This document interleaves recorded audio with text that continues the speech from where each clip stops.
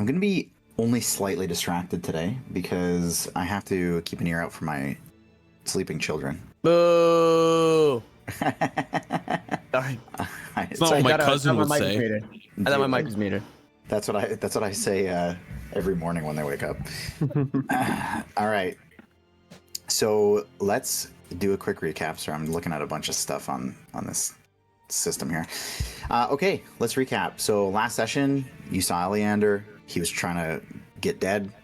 Peaches was like, nah, dude, I'm not going to let you get dead. Not 20. And brought him down to the ground nice and easy. You figured out something was going on, and lo and behold, something was going on, and it was pretty deep-seated into his brain.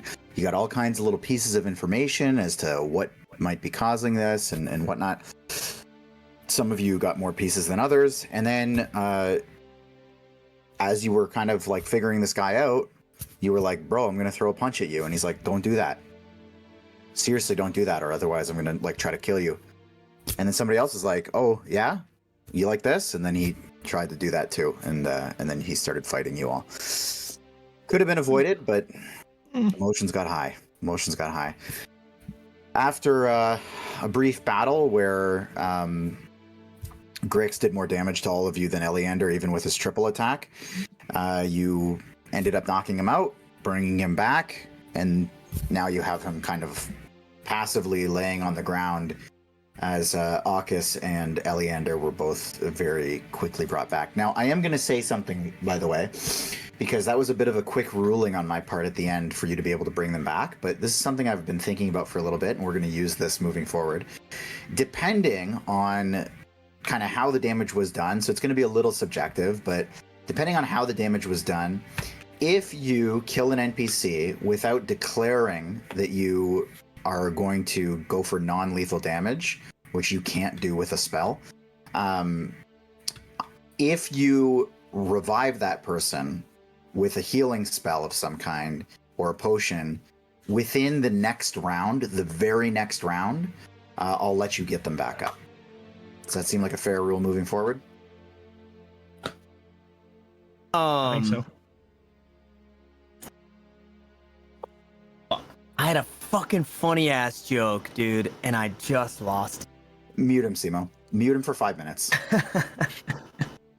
Get him out of here. Turn his camera off too.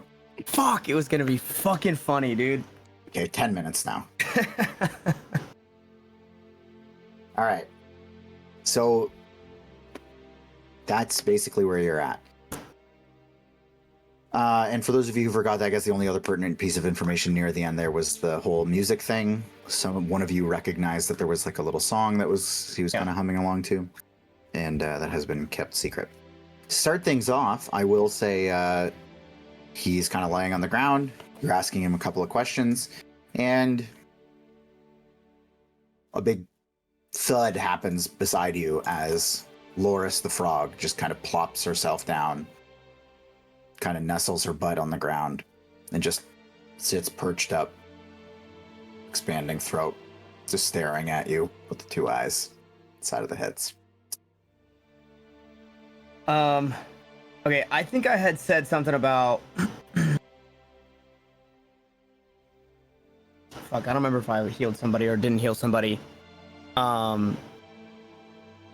But as I'll like help Aukis up off the floor and then reach to do the same for Oleander. But as I reach for Oleander, and like grab hold, I'll look him in the eyes. Sorry, I'm sick. Now's the time to start explaining yourself.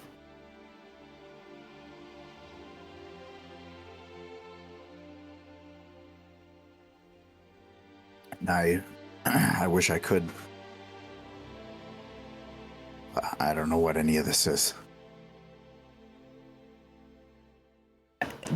I mean, do you know that you just attacked us? I do. And it felt like the right thing to do. It just felt like the right thing to do. You didn't feel out of control. You didn't feel like you were sitting back watching yourself do something you didn't want to do. You're just influenced. It didn't feel like influence. It just felt like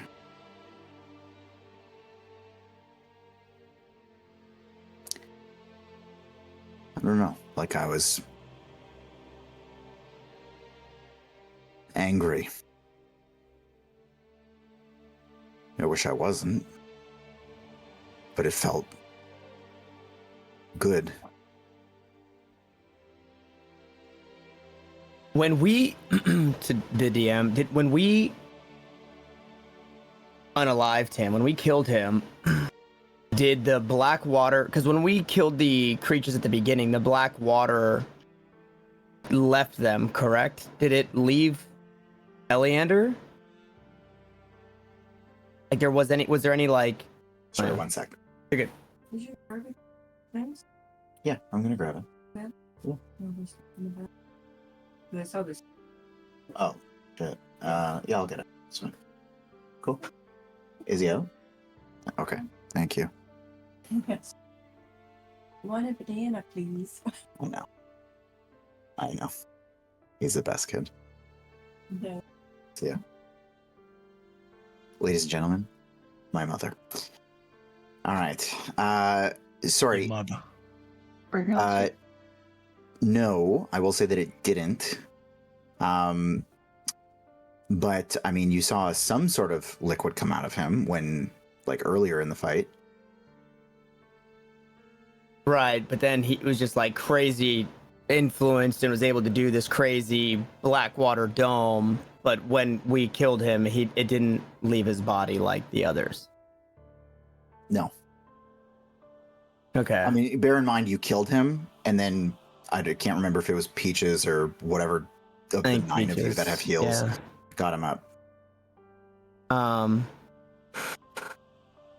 Okay, and then I'll just look back to the group.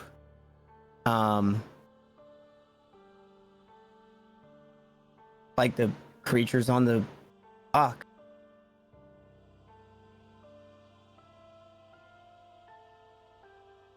You think the two are related? I'll look back to Eleander.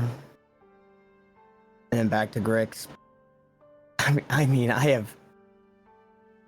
Somebody's got to make it make sense. I don't know how they could be.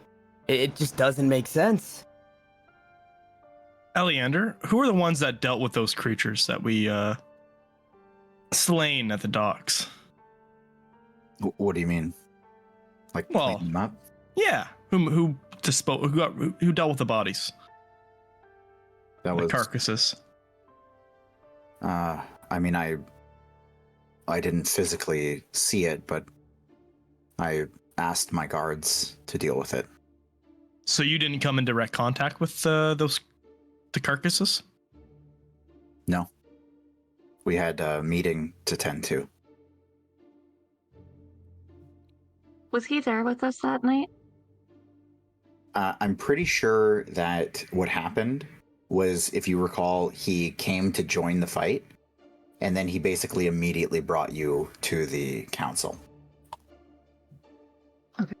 So I guess you would have known that too, but yeah, afterwards he'll Yeah, I just tell couldn't personally remember if he was.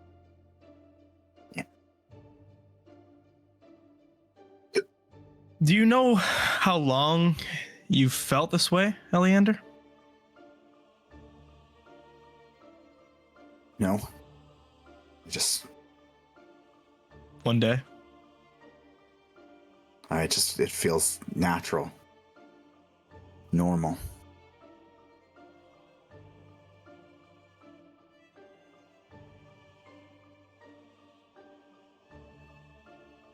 And you're still feeling that right now.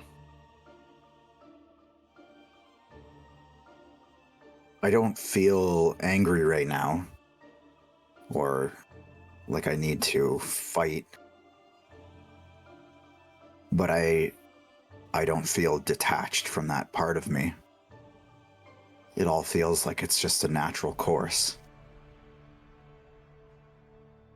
In fact, I don't know that it's not.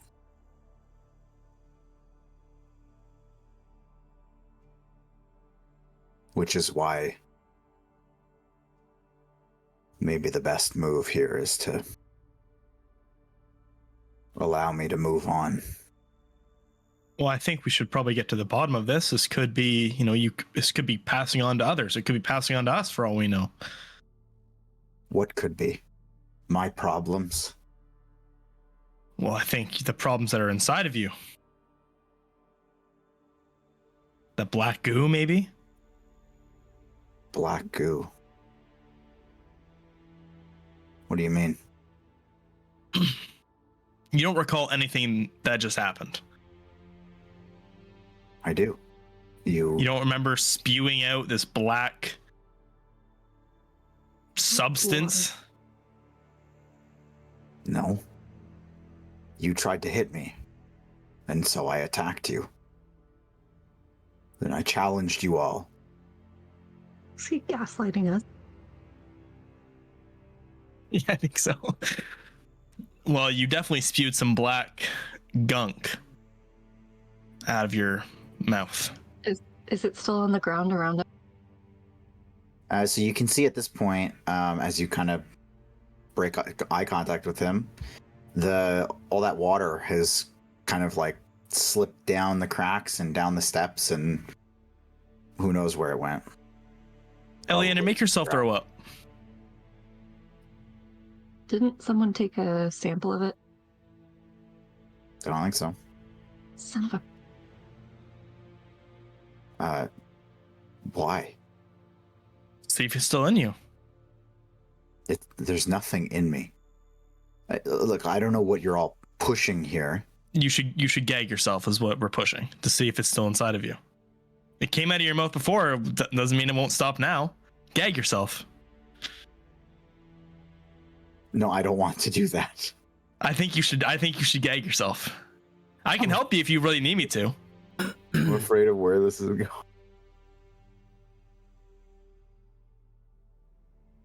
Look, I understand if this is strange for you to understand, but perhaps in my old age, my emotions are getting out of my control.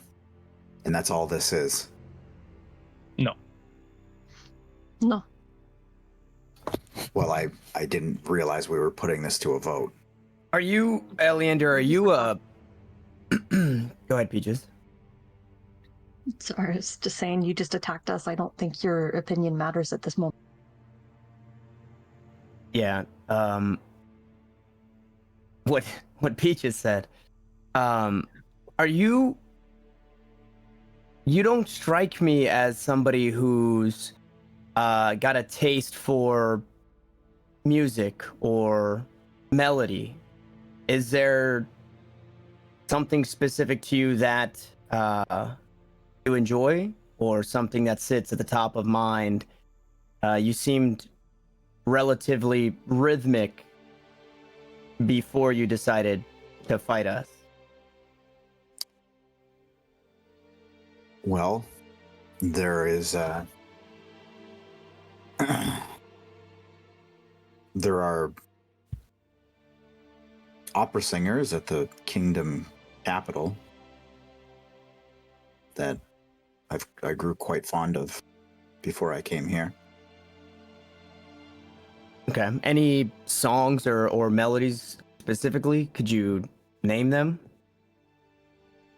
I mean, unfortunately, they were mostly in other languages, a lot of Elven, so the names would evade me.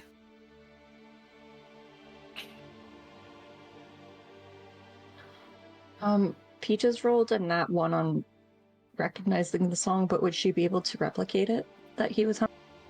Replicate it?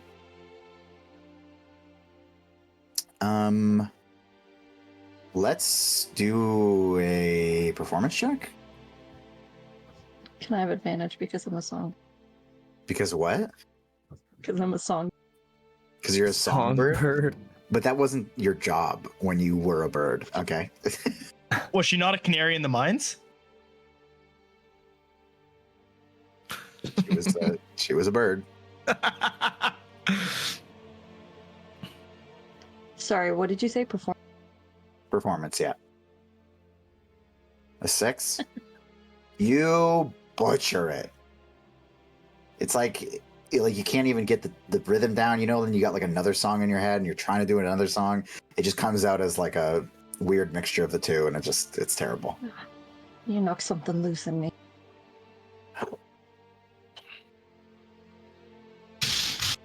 Well, I think we should bring you in front of the council, at the very least.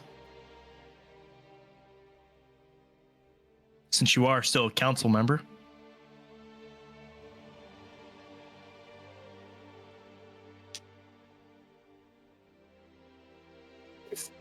Maybe they'll have answers for us and for you. I think at this point, I don't think going against your will is really in my cards. Not really. Though it was a 6-on-1.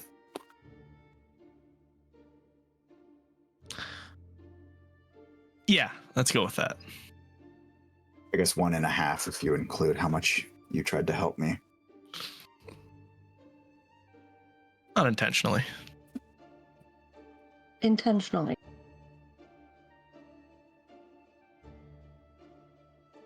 Fine. So is that where we're going? I think it makes the most sense. Then I'll look to the rest of the group. Any objections?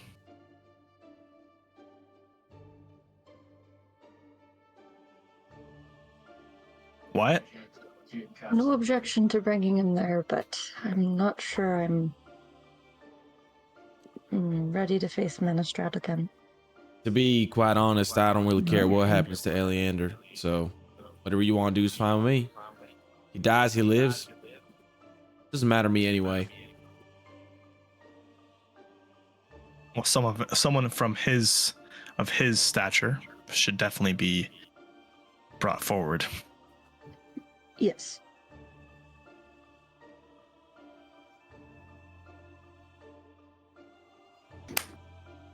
Well, onwards and upwards then. Does anybody else have any questions for him? Maybe?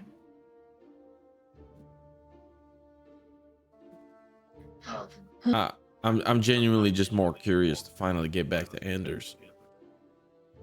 I couldn't really care less about this guy. Well, we're going to bring him in front of Anders, so I guess we'll still get our audience with him. He needs to face them for his action. Yeah, I agree. Not just from last night, but from attacking us as well today.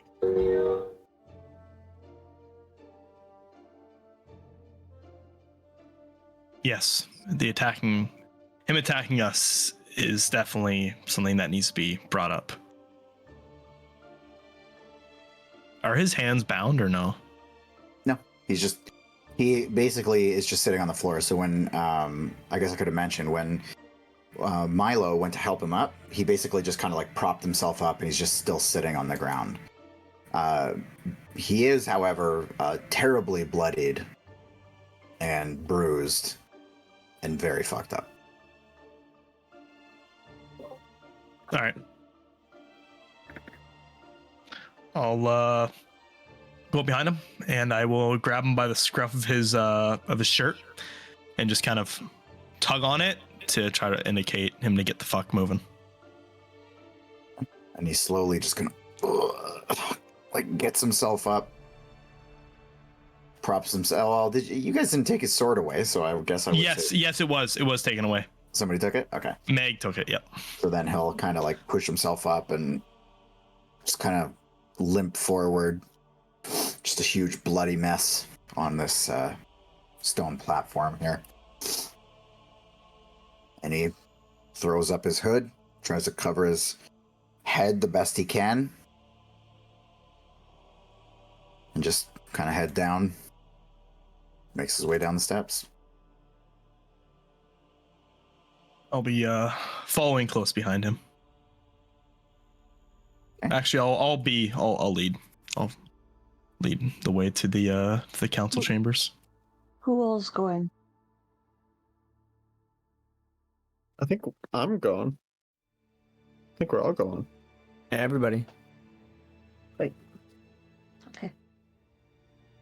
Aukis is looking pretty shredded up too. Just so you guys gotta. Before we leave, I'm gonna point at the frog. Feyorn, is that yours? No, that's Farron's.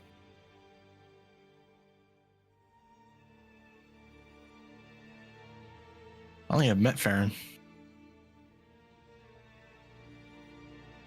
Not yet. I'll I just, don't think you Me neither. okay. Your name's Feyorn, right? Yeah, Okay, just checking. said Farron. Okay. Peaches is gonna give 1d6 healing from her healing light to Akka. A D6. 2. Well, Or hold on, August. All right. So you guys head out. Down you go. Let's bring you up here.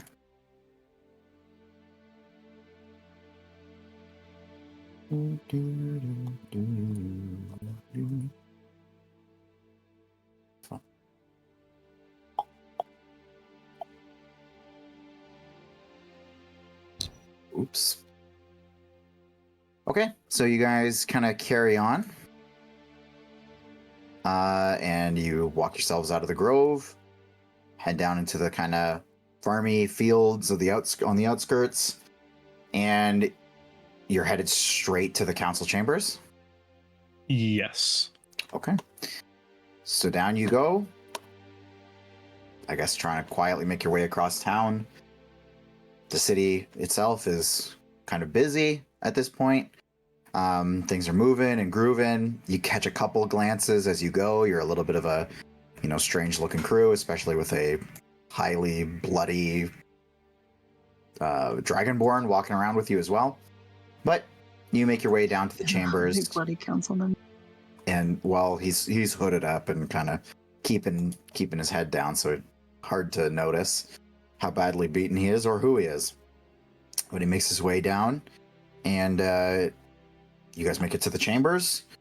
At the chambers itself, there is a guard at the door that goes to kind of halt you, and immediately Eleander kind of pushes his way forward, pulls up his hood, and just kind of stares at him, and the guard lowers his weapon and scoots out of the way for you.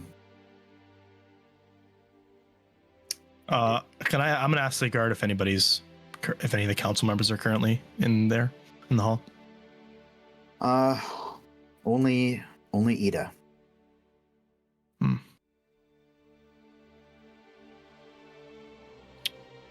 Can you go alert the rest of the council? And he looks to Eleander, and he just kind of gives him a nod. The guard heads off in search of the remaining council members.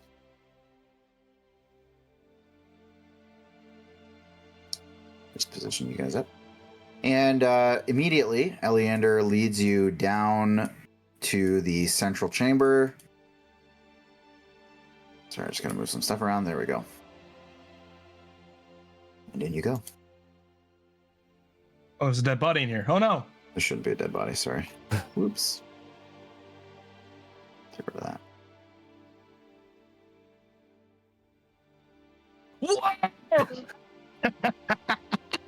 I don't know why I like doing that so often. I'm going to stop. I promise. My immersion, no. Okay, carry on.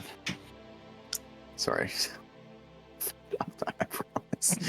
All right, so you guys see Ida kind of like, hand on the head, just like looking down, just kind of scribbling away at some sort of paperwork at the head of the table. And she kind of peeks her head up to see you. You can see this almost disheveled look on her face. It looks like she's not very well slept tonight or today. And then she immediately just kind of like perks up, and you see her close up the folder of paperwork she was working on and just kind of slides it to the side. Puts her hands up. Well, I did not expect to see, frankly, any of you. Certainly not here. And certainly not looking the way you do. What in the hell has happened to you? Kind of push Eleander forward a bit. And I just want to grab the back of his hood and take it off for him.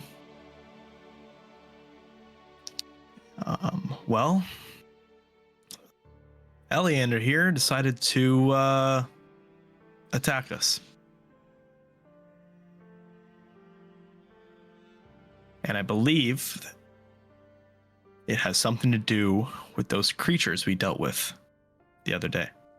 Or I should say, the other night. Last week.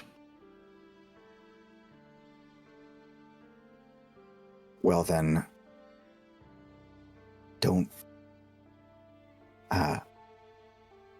get upset at me for jumping ahead here. If that's your assumption, did you find any evidence of the Blackwater at the mansion? No, ma'am.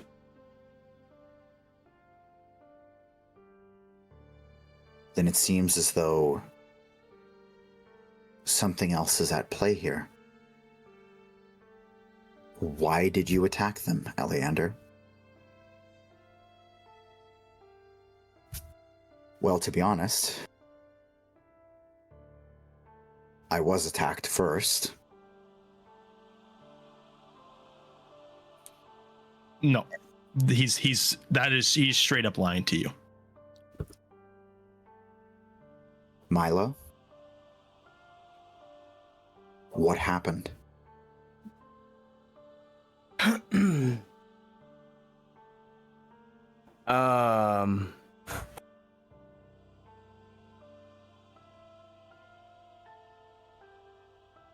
Eleander was provoked, but not to the extent I mean, what took place afterwards was not warranted by the provocation of our party.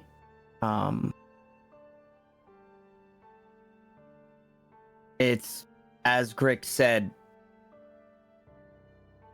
and I know that as traditionalists, this is not something, again, to be talked about lightly. But whatever that Blackwater is, it was there, and it became very apparent that Eleander here is under whatever control it takes on people, or it has on people. So Eleander tells the truth in that he was provoked, but it was no little scuffle because somebody tried to throw a punch. This was the real deal. I almost died. Twice.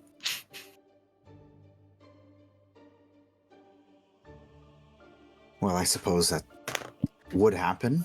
Trying to fight with somebody of the caliber of swordsman that Eleander is. This is a very big mess. Yeah. That's why we decided to bring him here.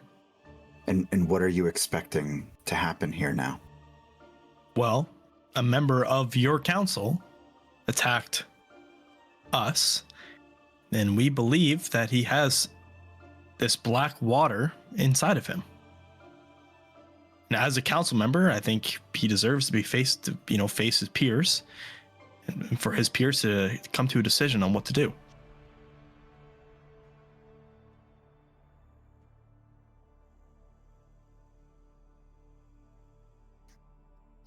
The force that led him to attack us as well seems to be the same force that led him to slaughter the ship last night.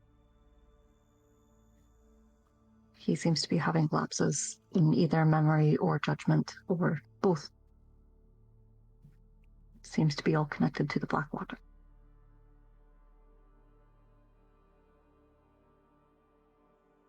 Well, forgive me for being torn.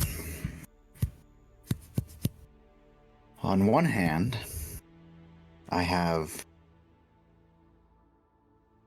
someone I trust deeply telling me that something that I don't believe exists is not only real, but is the cause of so much mayhem in the last several days. So much, in fact, that an entire council member has been compromised and is killing boatloads of people. On the other hand, there's no evidence that this even exists, and I will be laughed at. We all will. For presenting this as the reason for everything that's going on.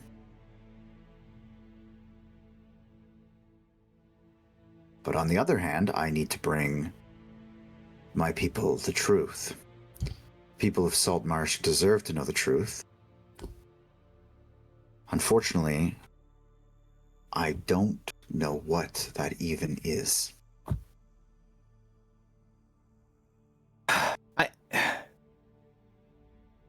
I don't think, and I guess I can only speak for myself and not the entire group here, but we didn't bring Eleander here for you to take him out in front of the people of Saltmarsh and explain how there's a black water that's infecting him and it's caused so much mayhem and chaos.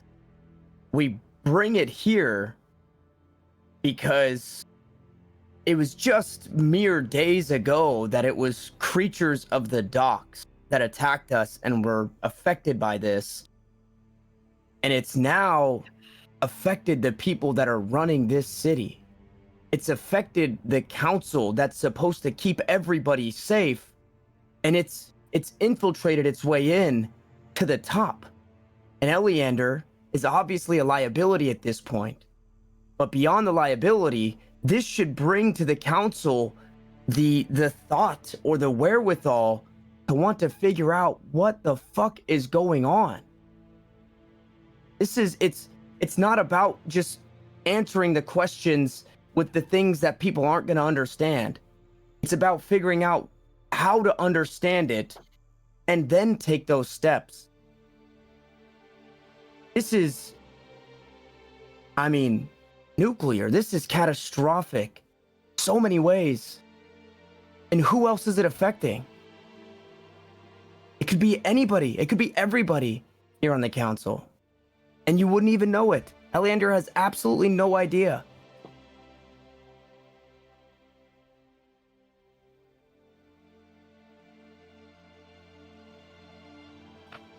Well, I certainly don't think that the case is that whatever is going on here is impacting all of us.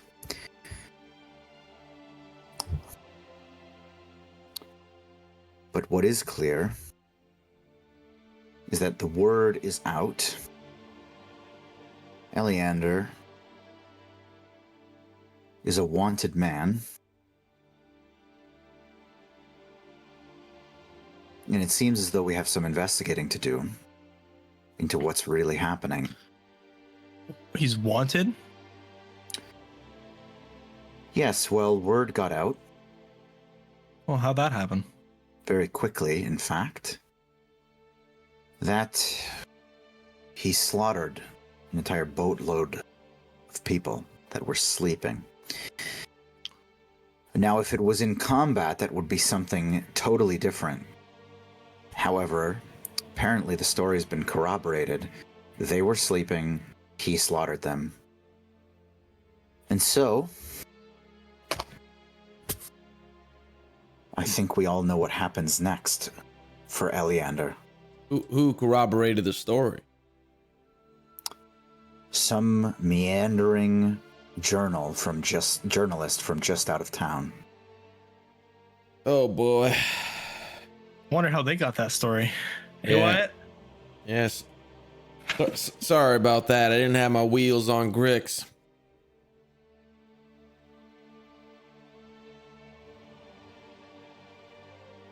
Way to throw him under the horse-drawn cart. I mean, listen, his name would have been in the paper anyways. You would have found out sooner or later. I don't think it really matters now or later. I'm still on the side that he was justified. Well, justified or not, a crime is a crime, especially one as heinous as this. Shouldn't we let the people decide his fate? They have. The court of public opinion is already in motion, and a decision needs to be made quickly. Yeah. And when and who is making this decision? Well, in matters this serious, it's only me. There is no vote.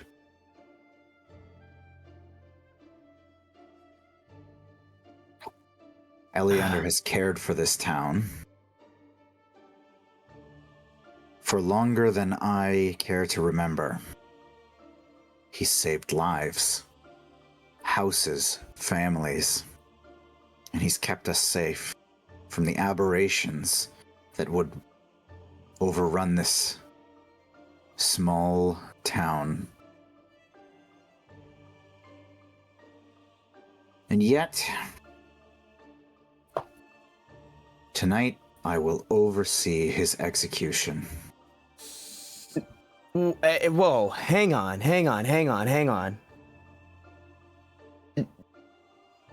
Surely, after what we've just told you, and how you know and understand Eleander to be, and what he is to Saltmarsh, there's gotta be... You have to give us some time. It can be proven that he was not acting of his own free will. And we need time to be able to prove that. And how weak, how will the council look? And how afraid will the people of Saltmarsh be if not only do we pretend as though we can't find him, but we don't take decisive action? Where is the captain of the guard? Where is the council member that has walked these streets consistently every day? Everyone knows who he is, and everyone will know what he's done. Put him in jail. Yeah, lock him up. Hold a trial. There is no trial. You said yourself that it comes down to your own decision, so why can't you decide to hold a trial, find all the facts? Well, were you not there?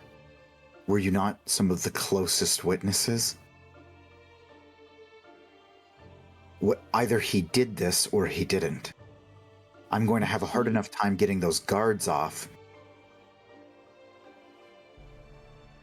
He was... I mean, I'm no fan of him, but he seems to have been under some sort of influence. We don't know what... You heard of actually magic happened. before, right? Were you under influence, Eleander? You've had spells cast on you before? I wasn't.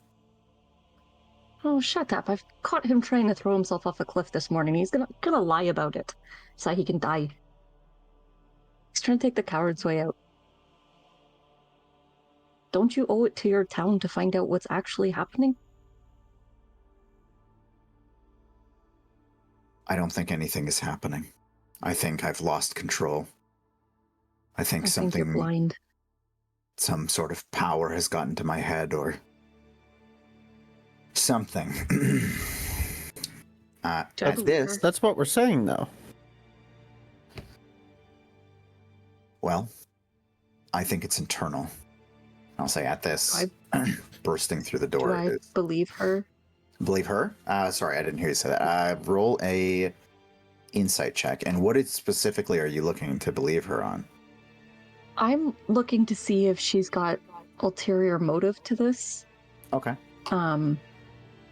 Maybe she knows more than she's letting on.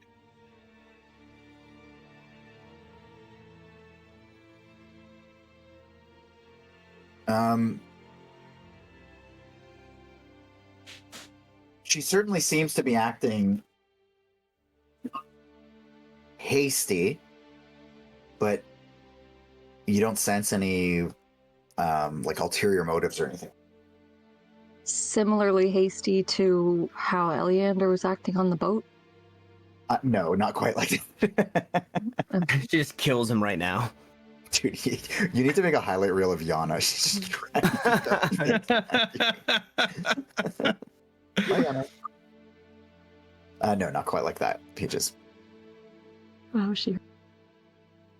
So, again, I'll say at this point, Anders comes through the door and quickly closes it behind him, and he just kind of like stops in front of you, Grix. You can see he's like a little bit disheveled. He's kind of like panting a little bit, and he just points at you, and he like goes and sits down at his chair, and he just kind of like swings back and forth.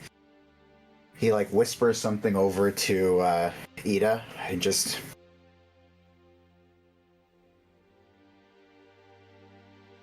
What the hell? What the hell? All of you. Oh, by the way, and he like throws up a couple of like coin bags onto the table.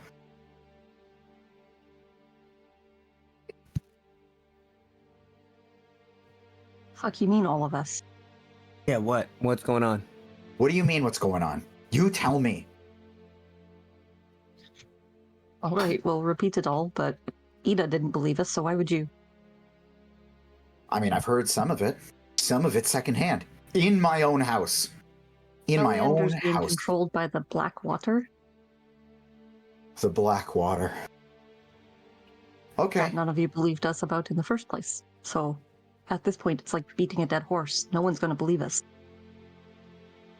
The black water. And he looks at you, Wyatt, specifically. The black water? I mean, listen, there was some water here, water there. Can't say if it was black, can't say if it was blue.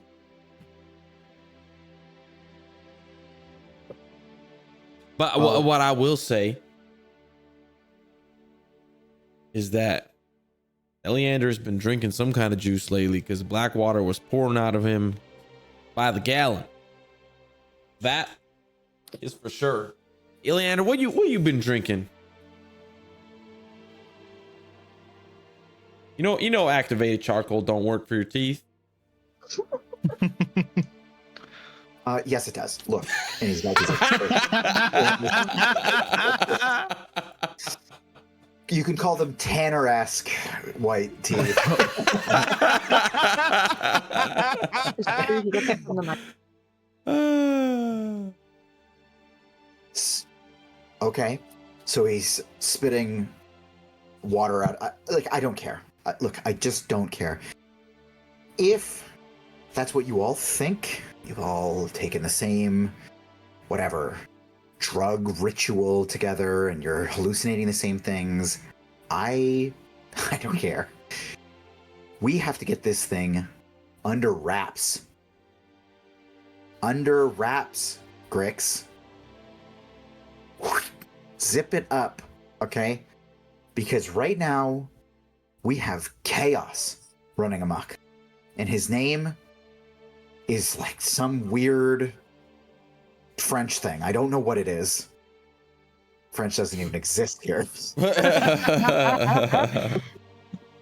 Chazelle? Something like that. Is that you're talking about? Are you talking about your assistant I spoke to at your house? assistant. Well, I assume he was your assistant because he was taking notes.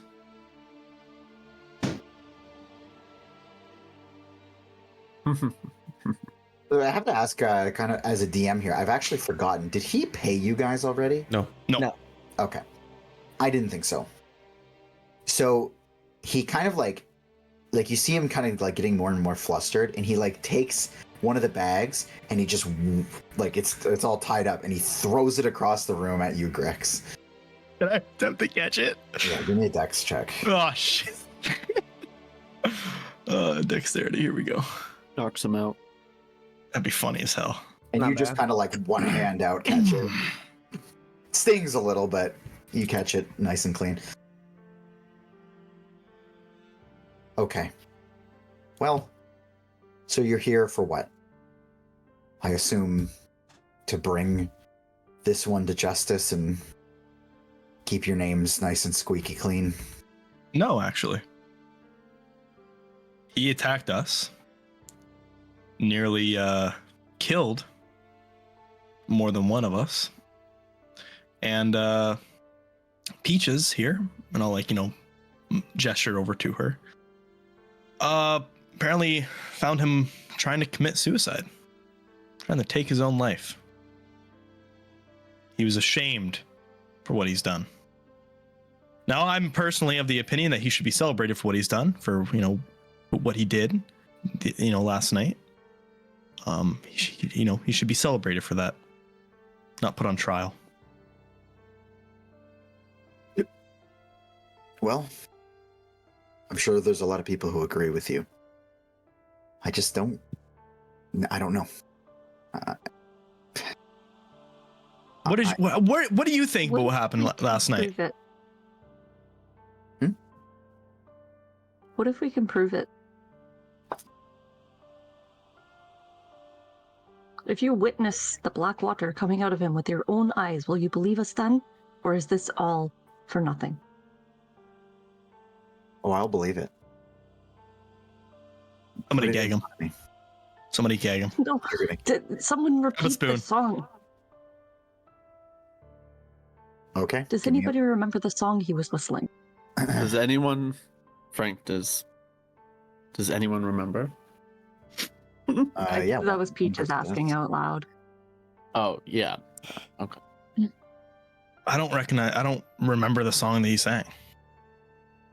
I wish I could help you. Everybody inside check. No, I'm just joking. Don't metagame DM. I'm just joking. You can remember without recognizing it. Keep your fingers out of it. Did you sing it? I can't remember. He did not sing it. Wasn't he? No, he didn't. But wasn't Eleander like humming it? You said. He was humming it, yes. Yeah. I have here in my If notes. anyone can remember what the song sounded like. I guess If you if didn't recognize it. yeah, if we heard him, can I roll to try and mimic at least some of it? Yeah, I'm gonna say at this point, you can definitely roll on it. It's gonna be disadvantage because it was a bit ago, and it was pretty faint as he was doing it. That's fine. So we're gonna do we are going to do let's just do a performance check. Yeah. Oh. Oh, did it not go to the fucking thing? Of course. No, it he did. does manual. No, I think Lemon's doing his own. I'm doing it as about. Oh, I see. Okay. My first one wasn't 19. Then. You said performance? Yeah. 14. 14 with disadvantage. I Woo! rolled a 15 and 11. Both of my dice rolled together. They were awful. stuck together and they were cocked on the first roll. Okay. So Milo is able to get out like a couple of notes that land pretty much in line. He thinks he's doing it justice, but it doesn't quite hit exactly that song. Forgive me, I'm tone deaf. And what did Feyorn roll? Oh, A 5. a 5? Yeah, Feyorn's just like he's He's doing that, doesn't that thing remember. from Wolf of Wall Street. Yeah. It has nothing to do with the song from before. I guess at Tanner's role, I will attempt to recreate the humming. And I feel like I don't get disadvantage with this one. You don't roll at all. You can just do it. I just do it. Yeah. Okay. Yeah. I don't know what it sounds like, so. Sure, but Grix. Do you want me to pull it out of my ass? No, it's okay. Okay. Yeah, it's all good. It was gonna be Hollaback Girl, but fair enough. Yeah. No. So Grix starts kind of humming it, and like it like catches, like everybody's got it. Leander starts throwing it back. He starts, he like uncontrollably starts twerking on Grix. No, yeah, but at this point, I will say you can kind of see like Eleander's like he just starts kind of like tapping his toe a little bit to go along with it. And Anders and Ida just kind of sit there like looking a little bit puzzled, but all of you know that what Grix is doing is like a perfect rendition of the song that was coming out of Eleander before. I'm gonna move forward to try and help contain it if he. Can I keep a specific lookout for like their facial expressions to see, kind of like try to gauge what they're feeling based on what they're hearing? Sure. If it like resonates with them in any way, like, or is it just like, what the hell is this? I've never heard of this in my life. Like, I'm trying to gauge the vibe from them. Yeah, if they get closed off or start touching their face, I want to see if they're making comforting. I've been watching a lot of murder shit, and I've been learning. Hold on. Give me a second. Give me a second. Would you say insight? Insight. Yes. So, kind of, even when I look up and down, little glisten. It's a 20, isn't it? Little glisten off the ring. I turned an 11 to a 15. Oh, okay. A little glisten off the ring. I want to know what that is. That's kind of cool. I know what it is. We have the same thing. Dude. Oh, we might have the same thing. Okay. So as you kind of like stare them down, you just see like a genuine, like heart on his sleeve kind of guy, just a puzzled look. He's like, what the hell am I watching? Is basically what you see from Anders. From Ida, she's pretty stone cold. As soon as that song gets like a couple of beats in, you see like just a little teeny twinge of the eyebrow, and then she just goes stone cold again, kind of taking everything in. So something caught her. Is Eleander react? He just kind of like is tapping along a little bit, and then you hear like one or two just really low volume hums come out along with the music, and then you see him kind of like take a deep breath, just. He kind of looks up at the table, looks around. No, I think there's another way to go about this. I don't think I'll need to be executed tonight. Agnes. I think there may be a better option here. I am preparing to throw myself at him if he makes any move towards Ida or Anders. Okay. Well, he starts walking. Like he starts just slowly moving. Violent move. Nope, he's just walking. So he walks up to the chair in front of him, and he actually just takes a seat.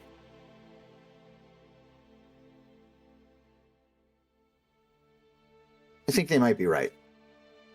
Something strange might be happening. I can't say that it's Blackwater. I think that's a little far-fetched, as I'm sure you all do. And as he's kind of talking, you see him kind of like smoothing out his hair and like almost like just slowly like cleaning himself off, like getting rid of the blood and like wiping it on his cloak. Should I punch him again? I think you all really should look into this. I could stay in hiding, and I'll have my guards put a word out that, what should I say, that they've found me somewhere, and they're interrogating me for the betterment of Saltmarsh. Yes, I think that could buy us some time. That is what you all asked for, right? Can I insight? Does this feel like the Eleander that wanted to unalive himself? Or does this feel like the Eleander who is sure in doing the wrong thing? Very sure in doing the wrong thing. I am going to say you don't have to roll that. I think you've been around this switch enough now. This is clearly, he's switched a gear here. Okay. I'll look to Grix. Or Peaches, whichever one is. I'll just like look to see if either of them are looking my way, and just like head nod and like provocation. Throw a punch. Anybody want to provoke him? And as I do, I'm gonna put my hand on myself and I'm gonna heal myself for 15 with my lay on hands. Your boy ain't feeling good. Okay. Being that close to... Can I hum the song again? Sure. You can keep humming it. Okay, yeah, I'll keep going. Okay. He's already stopped, like, kind of toe tapping along with it and head bobbing and everything. So he's not But he's still having a saying reaction that- to it. No. I'm gonna come up, like, I was already kind of walking closer to him. Can I come up behind him and put him in a headlock? In the chair? Sure. Give me a strength check. We should have given this guy a short rest so that way he could use this water feature again. You know what I'm saying? That's what we should have done. Still think we gag him with a spoon. 13. Okay. You grab him in a headlock. And he just kind of like sits there. Ida looks at you like, what are you Maybe doing? we should execute him. Here, I've got him for you. Take your shot. What is Whoa. going on? Aren't you just as bad as he is then? Killing an unarmed person? Hello? What is going on? I'm not letting go. Unless he tries to force me. And he just kind of sits there, like in the headlock.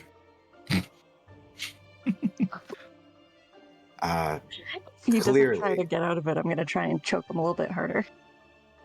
And you do. And he I hate that doesn't. I had to say that. And he just kind of takes it and he just kind of like turns his head and I don't think this is helping your cause. Why don't you start spitting some black water again, and then it'll help everyone's cause. And he kind of like turns to the table and just spits on the table and it's just normal spit. You're so fucking gross. I'm gonna knock him in the head. You're gonna punch him in the head? Okay. I'm not gonna make you roll the hit. Milo Because told me to provoke. he takes it. Keep in mind, he is like pretty badly beaten here. So you hit him, you do your one Yeah, bludgeoning. I'm going for definitely not fatal. Okay. But what But is he just takes the hit and he just like spits out blood. And he like on he that? Let's settle this. looks a let's little settle this right woozy. There's nothing to settle. Oh, there's a lot to settle. You've asked for time and I've found a way to give it to you. If nobody else has any objections, Ida, I think this solves both of your problems. And to be honest, I really do think I can continue serving Saltmarsh to the best of my abilities. You know, after hearing you say that, it made me reflect. I want to keep protecting this town until the day I die, and the best way to do that is to maintain my seat on the council and as the head of the guard. Do I believe he's telling the truth? Insight check. Considering he's doing all these swappity doodads. It's an 8, so It's an 8. I think I believe him. I mean, it's just hard to tell. It's hard to tell. He's so back and forth. Sure. Eleander, where did you hear the song? I'm sorry, what song? The song that I was humming. I saw you tapping your feet. I mean, it was unconscious if I was.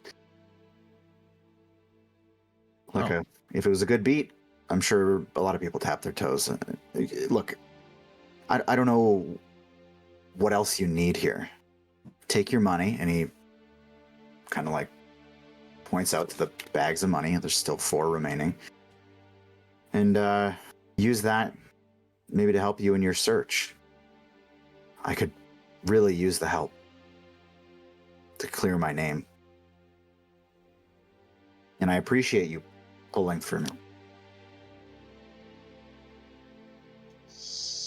Nah, I don't give a shit now. You can kill him if you want.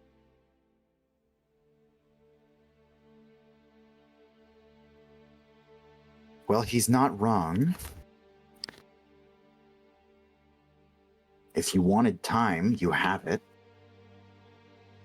We can use our resources and buy you maybe 2 days, if that's what you want. Better than nothing.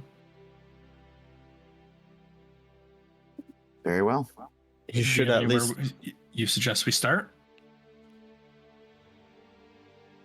How could I know anything like that? Well, how do you think? Where do you think we're gonna go? We don't know. We know just about as much as you do. Well, they don't even believe us. We gotta figure it out. We have to find the proof somehow. Also, he should be in a cell. He shouldn't be allowed to just. Not until we figure things out. He responds to you by saying, I really don't think that's necessary. I didn't punch you, and you tried to kill me. Persuasion check. Maybe we should knock him out again. You're going to contest. Go back to normal after. Persuasion. Okay. And Persuasion. roll dice. You're rolling a big dice. What's that? 100. No, it's just a big Okay. red dice. Oh. Okay. Ooh. Hold Wow. on, my modifiers. Oh yeah, your modifiers. Is it that close? Huh? So here's my base roll. 14. Mm-hmm. +2. Okay. So Ida kind of like, no, I That's a big think die. I think Feyorn's right. I think we do need to put you in a cell for now. But it'll be a private cell. Nobody will know you're there. And he kind of hems and haws a little bit. Even Anders chimes in. No, I think we got to do it, big guy.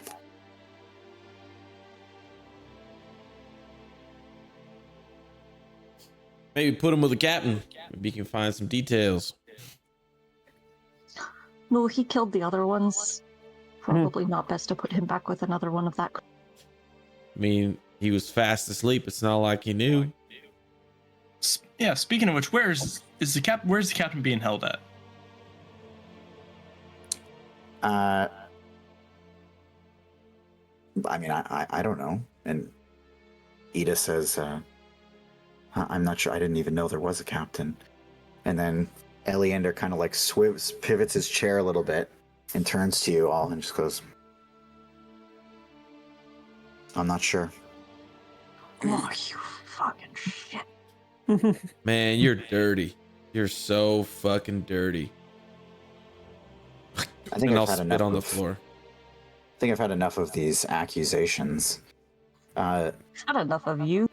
And I apologize for defending myself so strongly against you. It was a 5-on-1 attack, but I'm willing to let that go by.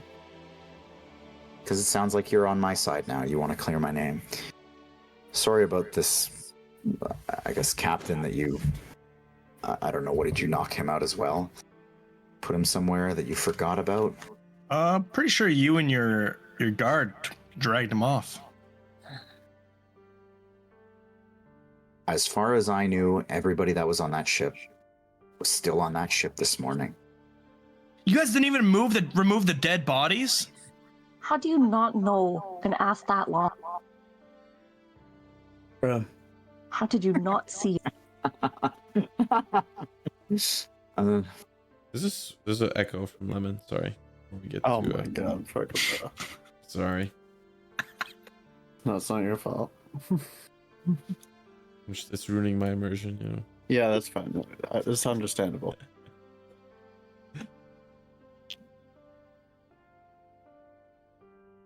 Well, I suppose this is a plan. I will say that if at the end of 2 days nothing is brought forward, then we have no choice. We have to move forward with the execution. Very well. That sounds good to me. I got one last question for you, Mr. Eleander. Your captain, the captain of the guard, the one right below you. Who and where might we find that individual? Oh. You must mean, Rogzar. Rogzar? Yeah. He's, pretty active. I suppose... Where would he be now? I think he was rallying the troops on some sort of patrol. Can't say where. So he is not currently in Saltmarsh. I don't think so. Insight check. Go ahead.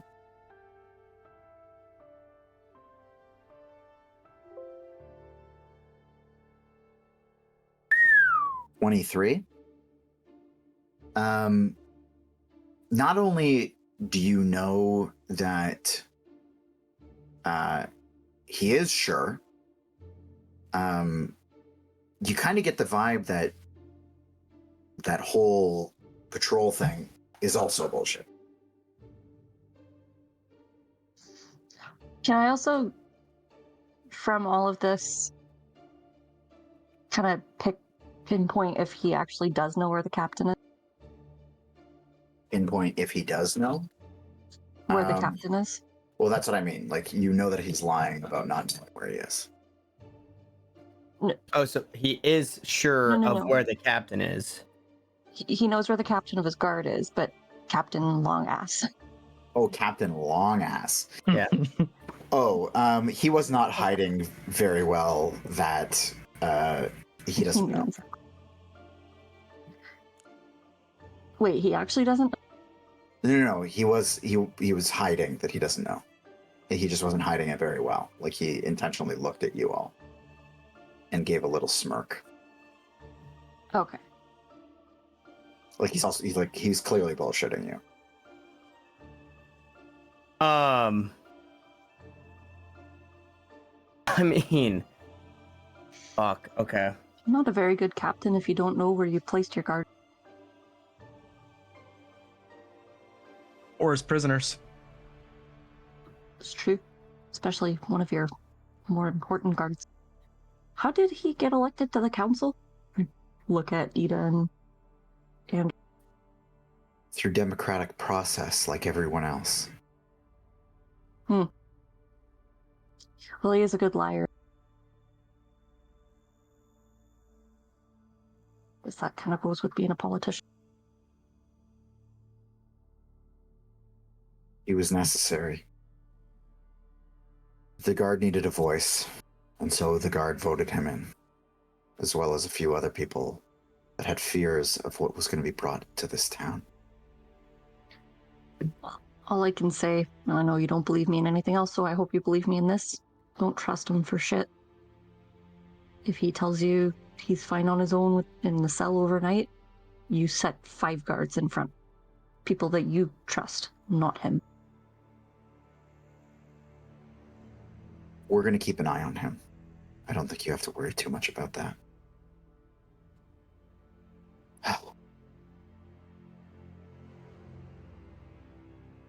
Well, so Anders kind of chimes in. I don't know what to tell you all, but come tomorrow or maybe the next day, unless something else changes, your names are going to be attached to this thing. Not legally, but subjectively. And I don't know how to turn that one around. Is it really that bad of a thing? It's going to be. What makes you say that? Well, person writing about all this has a pretty particular path in mind. Not exactly a big fan of what we do around here. In fact, he was brought in. By who? I don't know. But he seems pretty hell-bent on taking you all down with the ship, no pun intended. Weren't you the one that said that it was going to be in the press and in the papers and your name was going to be in highlights and blah, blah? Well, not like this. I thought our local guys were going to take this one. But it's too big of a story now. So what are we talking about? Like tomatoes thrown at us in the streets? Like how bad is it going to be? I don't know. We'll see what he writes, but I mean, I've seen people forced out of town from things like this. We did It's trashed. a good service. You did, and that is not going to be written about. What's he writing about? The end of what you did. Oh, well, you know, how Eleander murdered, you know, a bunch of people on a ship. How hard would it be to write that you asked him to do that? Or you stood by and watched with your hands in your pockets? Or you cheered him on as he did it? They can be pretty creative.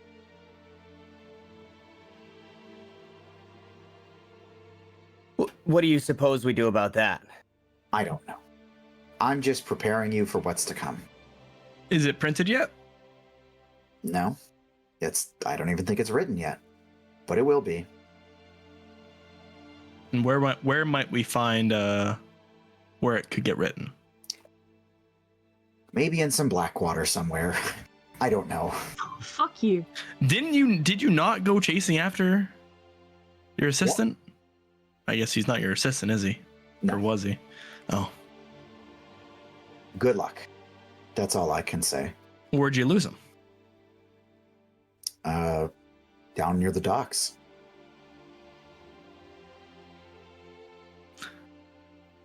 Well then.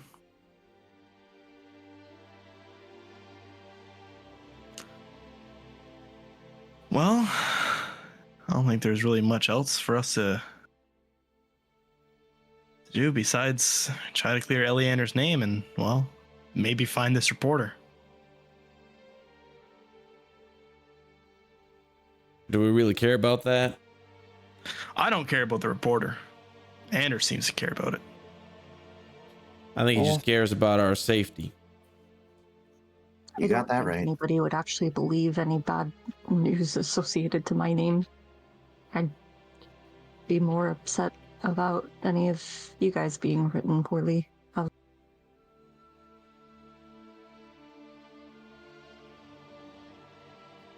But I need to get out of here before I punch someone else in the face, so yeah, I'm gonna grab the coin from the table, one of the bags, and I'll go grab mine and follow Peaches out.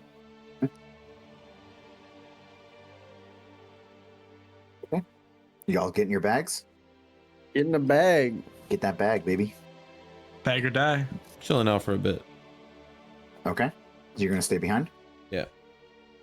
I will exit. Okay. So, Wyatt, you stay behind here. We can keep everyone's tokens here, obviously, but so you stay behind, and you just see kind of Anders a little bit flustered. Ida just in contemplation. You can close the door behind them if you'd like. Whatever you want to do. It doesn't matter to me. So, as I like go over to pick up my bag, is that it? You don't need us anymore? We're free to do our own thing? I mean, until further notice, I don't. I just don't know. You know, I want to protect you. You know that, right? I mean, worst comes to worst, we take that ship and we skedaddle. We'll be out of your hair. The city will be out of ours. It's our ship after all. That's what you said. It will be your ship. Well, what was that supposed to mean?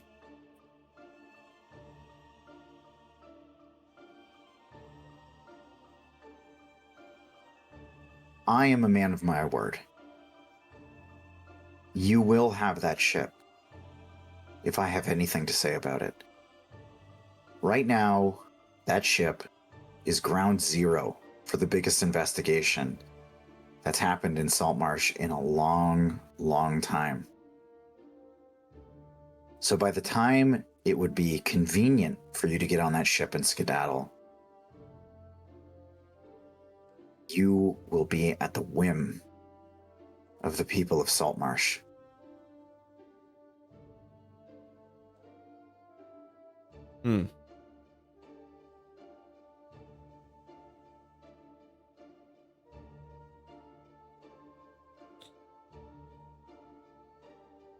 And just out of my own curiosity, what would happen? What do you think would happen if Mr. Chisel suddenly disappeared?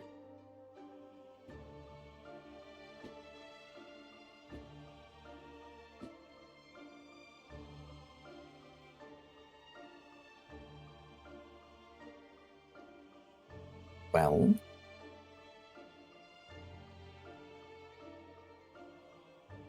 and he kind of like leans into you a little bit, pushes his chair away from the table.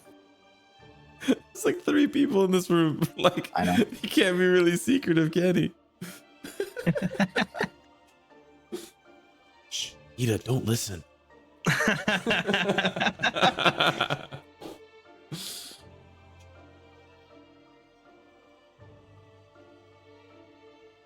I don't think that your name could suffer another scandal. So from me to you, and he kind of like winks at you away from the table. That sounds like a terrible idea. And he winked at me as he said that. Yeah.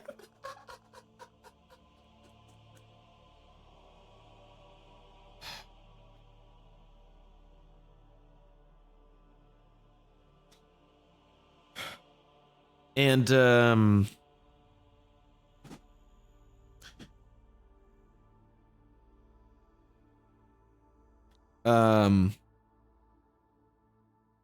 he's writing this paper and he's sending it somewhere, right? Or what's he doing? He's going to the post office and he's saying, send this to the king, or send this to Kraken's Ink. What's he doing? How's he getting this out? It'll be printed here. He came here to write this story and have it printed immediately. And sorry, Now- where does that printing take place? There's a printer here in town. So he's gonna go there and he's gonna validate this story and it's gonna get printed. That's right. I'll see you tomorrow. And I'll turn around and walk out. And Eleander kind of eyes you the whole time as you walk out. Okay. You walk out. Arcus has been waiting outside for you. There is no guard at the front. Eleander is no longer with you. Where do you go from here? How much money did we get? 200 each. Did you grab your bag there, Simo? Sorry? Did you grab your bag? I didn't hear you say it. I did. Like the first thing I said was as I go to grab my bag. Oh, I didn't hear that. My bad. That's on me. That's on me. No, Feyorn didn't grab his. He doesn't have it. He doesn't have it. It's mine now. I took it. I took it. He's broke his mic out. I said, get that bag, bro. Is it out? No, you were Bag just or here for everybody die. else. Okay. The city splays out before you. It's like the middle of the day. Coming into it's like, I guess, afternoon here. And the hustle and bustle begins, but there is this tense air in the streets. It's almost a weird quietness to everything. There's no cheering coming from the docks like there normally is. Things seem to be weirdly creeping along in time. Feyorn, should we go check on your friend? Who? You Phrank? know, I don't know who that is. That's not who I don't. Is he the blue guy? No, that's that's the ocean dude. Oceanic? Anis? Ocean man. Yeah, Do it again. he was. I had him stay at my place. Maybe we should go check on him. Does anyone Make sure he's know okay. where I can get some new clothes? This gold reward has made me feel like I want to do a little shopping for myself. Get out of these pirate duds. Get a fresh new look. Yeah, actually. I'm gonna point across the street at the market, right there. All right, you go see Blue Man. Anyone who wants to join me shopping, I could always use a second opinion. I'll go. Perfect. Yeah, and I can show Feyorn my digs. Where's friend Oceanus is. Show Feyorn your bloom. Milo, coming with us, or are you gonna go shopping?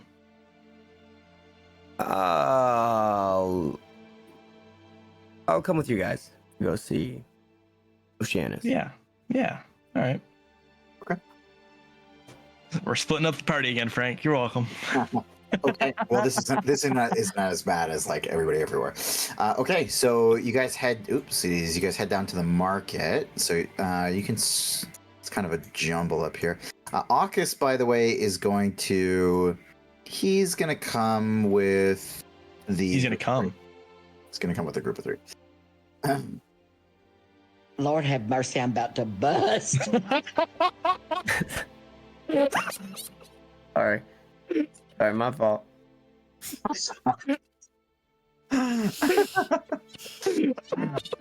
That's going on shorts. That's a short, bro. There we go. All right, so That's you- content.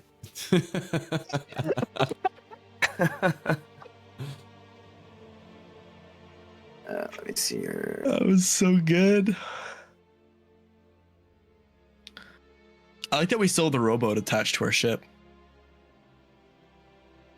Let's Yeah. go. Free rowboat, baby. Free rowboat, maybe. Let's go. Actually, sorry, the market's down here. One was rowed back. What? It was flown back. Thank you very much. Blown back. No, that's the wrong market, Frank. What do you mean? That's the agriculture market and the livestock. You put them on the green market. What are you doing? Oh, shit. Oh, look who's looking at the map now. Oh. Oh. All right, you got me. Okay, so you guys head down to the actual weekly market, and it is busy, bustling, as it normally is. However, that kind of weird air is still about everything. And as you're going down, it's what, Peaches and Wyatt? That's right. As you're kind of walking Did down August there. come with us? No. To the what? No, August is going the other way. Okay. You see a couple of like groups of people kind of doing one of these, like pointing you out and like hush talking to each other. Disintegrate. And amongst the stalls, there are several stalls selling all kinds of things. There's like a trinket shop, there's little cheese shops, all kinds of weird stuff. But there are several clothing shops, and one of them seems particularly catered to the male body. They have all kinds of racks of clothes hanging from up above on their stall, all splayed out in front. Tons and tons of options. And the market keeper is a like a dark red skinned tiefling, with like relatively thin curled back horns and these like deep yellow eyes. She comes up to greet you, and she kind of has this like boisterous like movement, and she like goes to greet you, and then she like kind of like curls in for a second and just what can I do for you all? Good afternoon. Would I know? Good afternoon. Would Peaches know her? So the market kind of switches things up every once in a while. There's new vendors coming and going all the time. So this one you might have seen every once in a while, but again, it is like a male clothing shop for the most part. But she seems to recognize the two of you.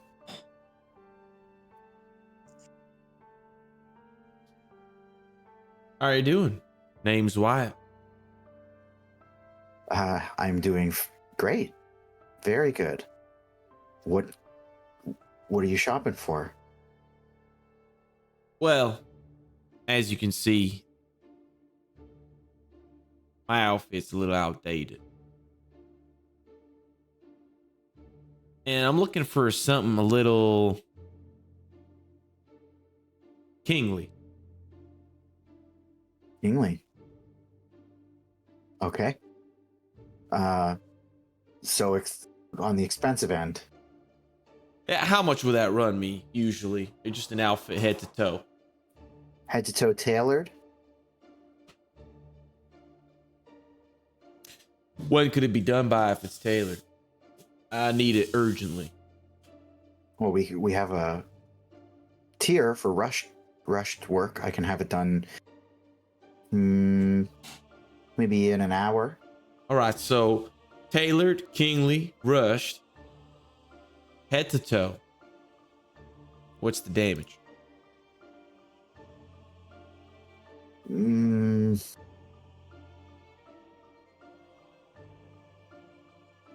A gold Let's do it.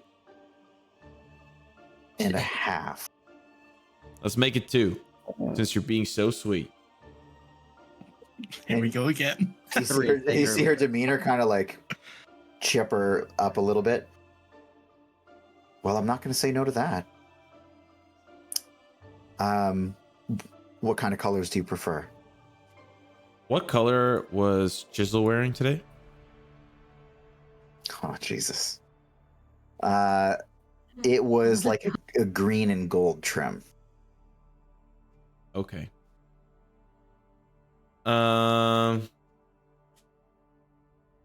Maybe not the same color, but I'm going to be definitely looking for the same style of clothing that he Same wore. style. Same style. Okay. So you can, I mean, you find a couple, like you can see where like the more expensive clothing is kept in the back of the stall there. And you can see a couple of different options. Some of them are pretty close. There's like pretty vibrant colors. There's like oranges and reds and things like that. And a couple of them are the same style. Or similar. What do you think goes with my complexion? I like these over here. I'm just not sure on the color yet. Well, if you're going to be looking to stand out, personally, I like the purples, yellows. That sounds good to me. Very well. Let's get you measured. And she takes out her little, it's like a measuring stick, basically, and she just kind of holds it up against you in different spots. Sorry. Yeah. Can you give me one moment, please? Of course. I'm going to go into a change room. Okay. There are little like areas just kind of randomly, not just this booth, but like all over. They're just like basically like a metal ring on a stand that has like a curtain that draws. I'll quickly go in there and change my body type to Chisel's body type.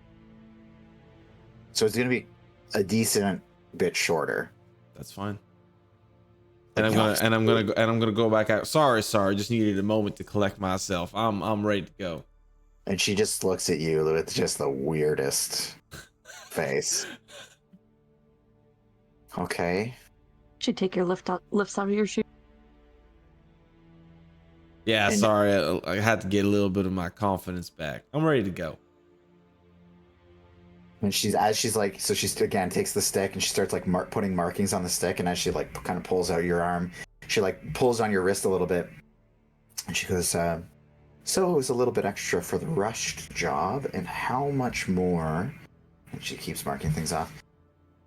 Do you think it's worth to hide that little trick? She just keeps.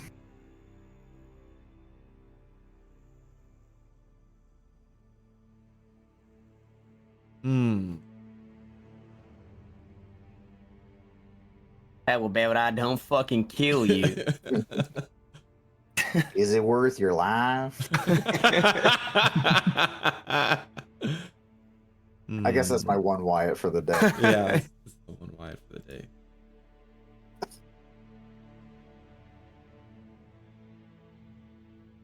So she's asking. I know. I'm thinking.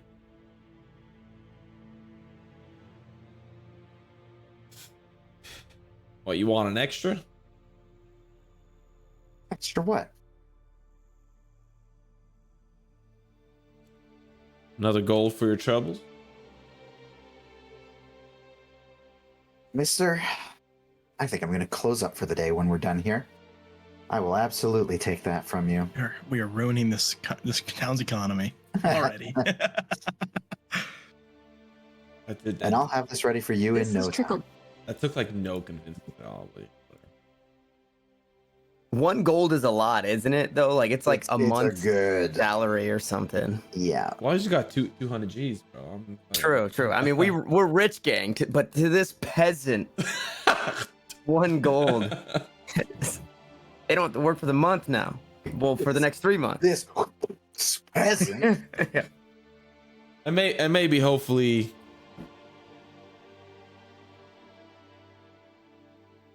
you remember the kindness you got here today. Oh, don't tell me to go pass it along or something like that. No, I don't care about that. Look on your face makes me feel like you heard some things. Well, that's because I heard some things.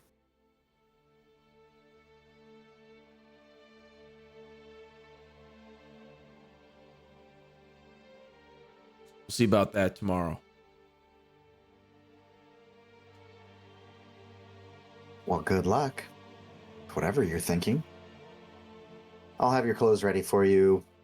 Just give me 45 minutes. This won't be too difficult. Perfect. Thank you Any kindly.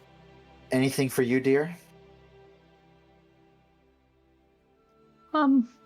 No, I think I'm okay. Not throwing around money like this one, huh? Well, I'll see you all soon. I just don't think I need anything, but thank you. Just don't need any men's clothing. Sorry. That's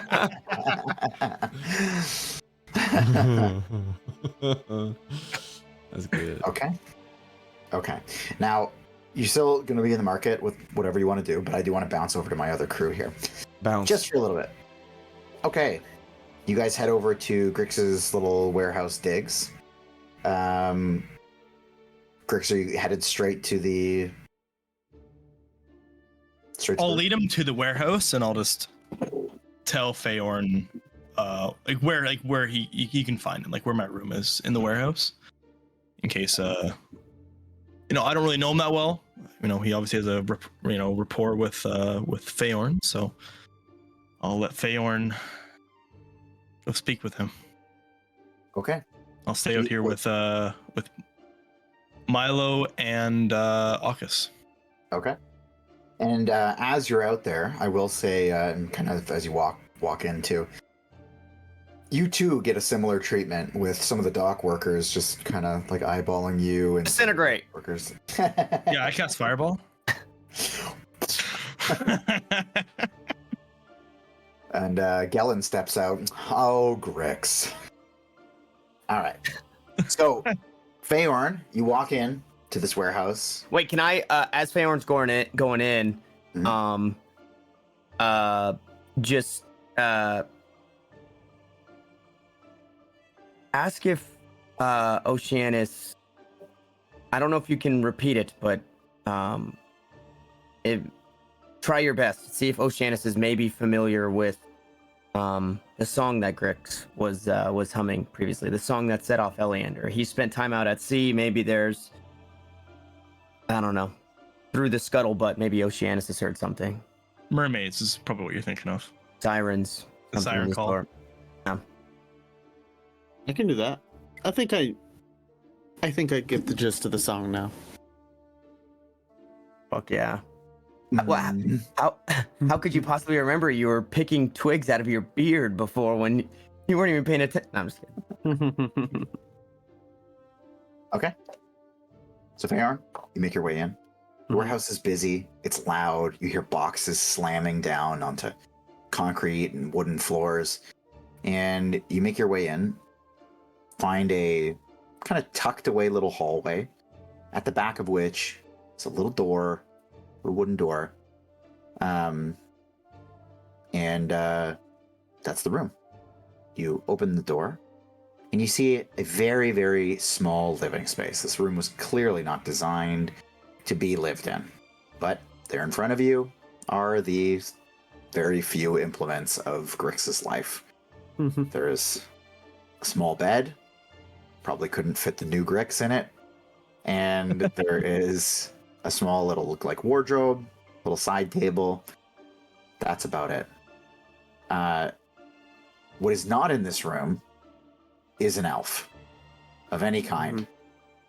There are blankets and clothes that are thrown around the room in various places, but nothing really else. Does it look like he was here at one point? Is there any signs of him being here, or any signs of maybe there being a struggle? Give me an investigation check. I can do that. So okay. Yeah. A 4? I'm so dumb. It's a really, really messy room right now. Messy closet. Messy closet, messy room. Okay. Does it smell like farts? Give me a Good question. perception Good check. question. Give me a Good question. perception check. This is gonna be funny. Oh my god, bro. Oh, not one. It's still better than the 4. You go sniffing for farts, and you yourself let out a fart, and it just muddles the air, and you can't tell anything. Okay. And this is a warehouse, right? So there's people walking around? Yep. Or is it empty right now? No, there's people walking around. Now, this kind of tucked away area is not really particularly busy, though, so... Yeah. Okay. I guess I'll go to the first... Is it all goblins working in this warehouse, or is it just people of... There's no other goblins working there. Oh, okay. It's just Grix is the only goblin. Mm-hmm. I guess I'll just walk to the first person I see. Have you by any chance seen a blue elf come here like in yesterday or today? There's a... So the person you see is like it's just a dwarf. He's roaming around carrying like a box that's like twice his size. And he kind of hoofs it down for a second. I've seen nothing. You said a blue dwarf. A blue elf. He's Elf. tall. Yeah. Mm. No, definitely not. I'd remember that. Okay. Well. Thanks.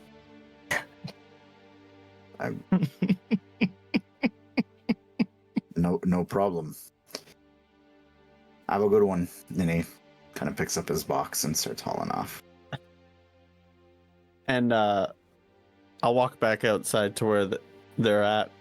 I was like, well, he's not here. And nobody's seen him. So... Oh. Yeah. Well, I left him in my room. Maybe he might be out shopping, or might be out exploring the town, maybe? Did anybody else Maybe. know he was here?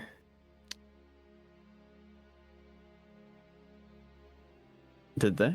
It's just me. I'm the only one that dropped him off.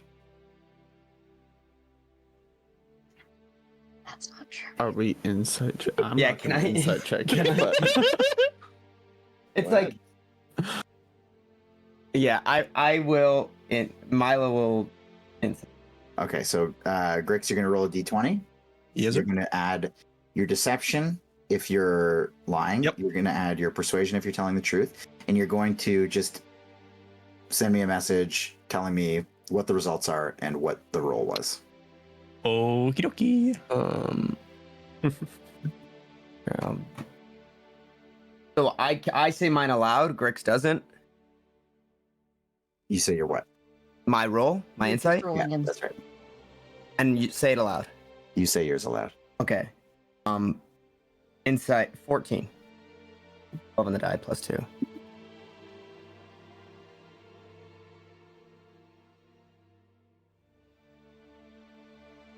Meets and beats, baby.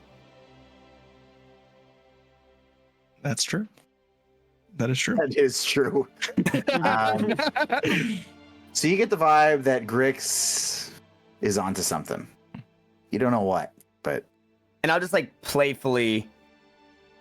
Grix. Who else knew about the Oceanus fella?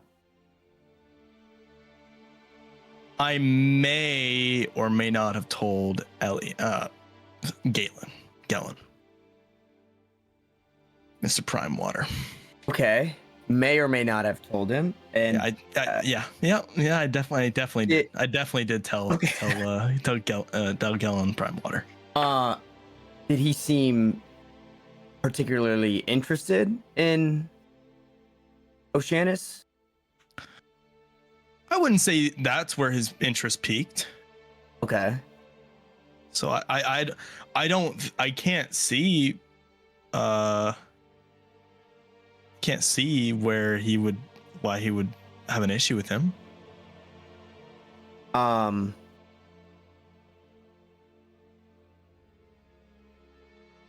Unfortunately, the guy who plays me was probably dealing with some kid shit while we were talking about why the fuck. Will somebody remind me why we're going to see Oceanus?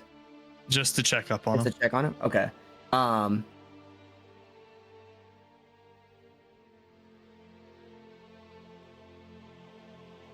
Is it something that you could speak to Gellin about, or how did you get a feel? I think, man, I can't speak for everybody, but I don't personally trust the council right now, especially with Eleander being infected, to say the least. Well, I don't think we need to. I don't think we need to be rushing, to judgments about whether or not we trust the council. I still trust the council.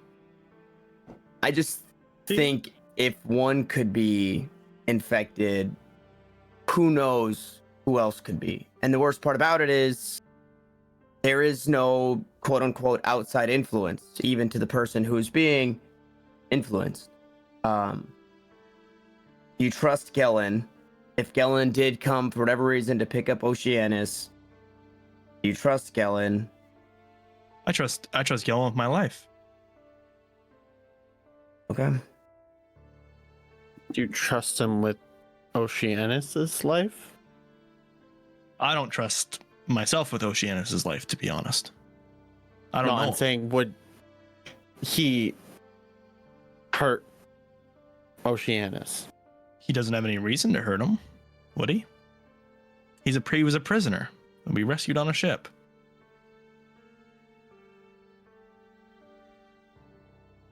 Yeah. Well, I guess we could just assume that he's okay then.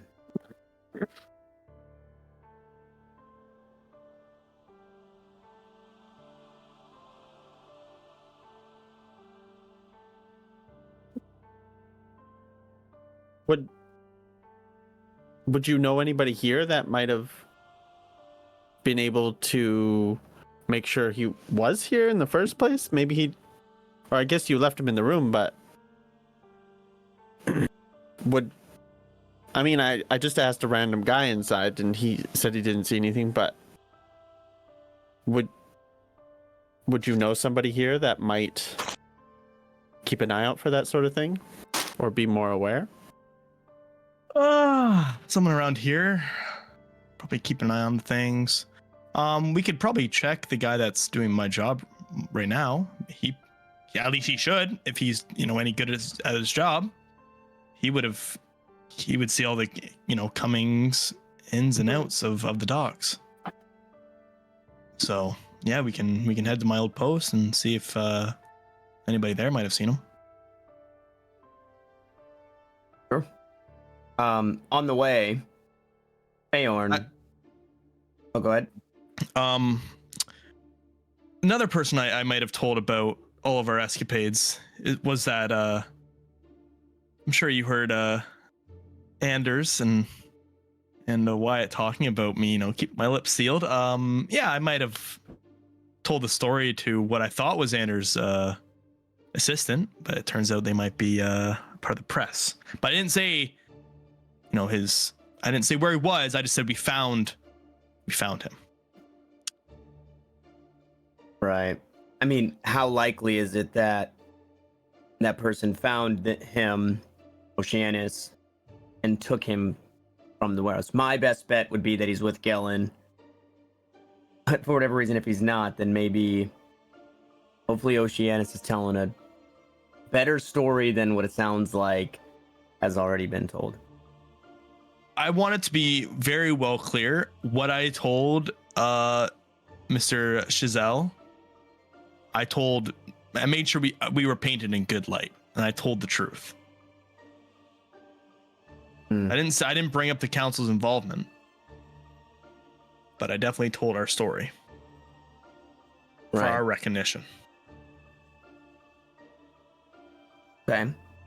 Feyorn, who is Oceanus? What is that person? What involvement would they Is there anything that would maybe spark the council to take interest in them?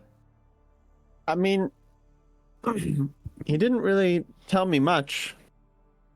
He just told me he was a prisoner and he came from underwater city. But I think he may have not trusted me at the time. So that's all he really told me. So if he didn't trust you, he definitely probably wouldn't trust me. So either Gellin has Well, him. we did save him in the end. I was just locked in a closet with him Oh, at the time. That's right. Well, if it's either Gellin has him or he skipped town and saw his chance of freedom and took it. Well, we should check with your friend at least. Yes, maybe he'll hopefully maybe be able to point us in the right direction, or maybe you've seen him. He's heard of somebody that's seen him. I mean, he's blue. And I'm green. I'm white.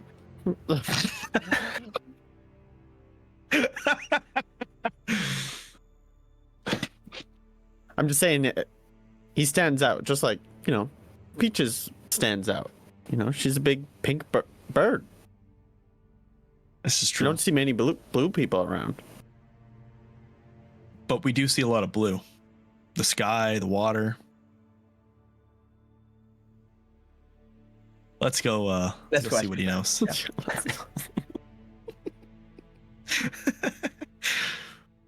Okay. I was made it this far.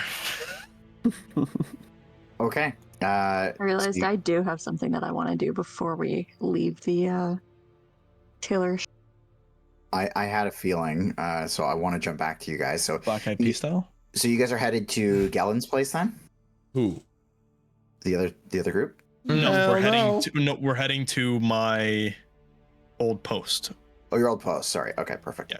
Sorry, I got I was jumping ahead here. Sorry, I thought you were asking about us. I bet. No. But I am jumping over to you guys. So, yeah, go ahead, Peaches. So what are you looking for?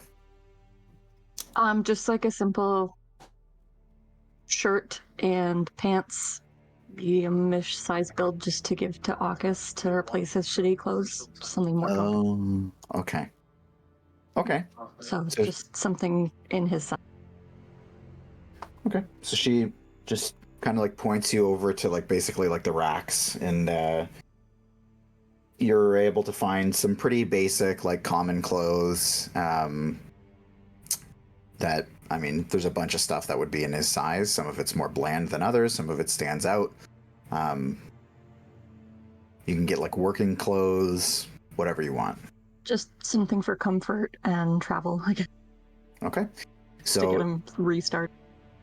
So it is, it's just going to be 6 copper per item. So you can do a shirt for 6 copper. You can do pants for 6 copper.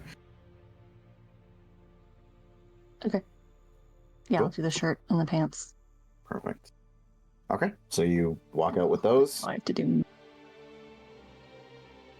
and just did So that would be 1 silver and 2 copper? Yeah.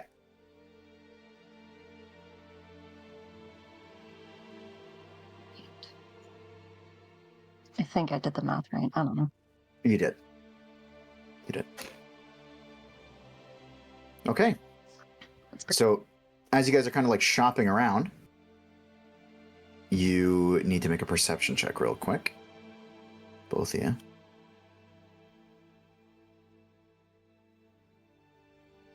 Four. 7. Rolled terrible tonight. I 7. perceive nothing. What I will say is, at the very least, because it's not very far off,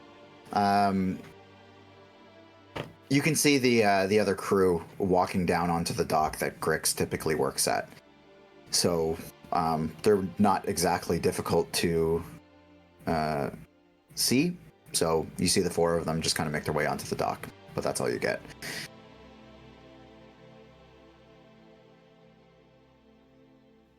Should we meet back up with them? I want to find that printing press. Just so I know where it is and scope it out, see what's going on there.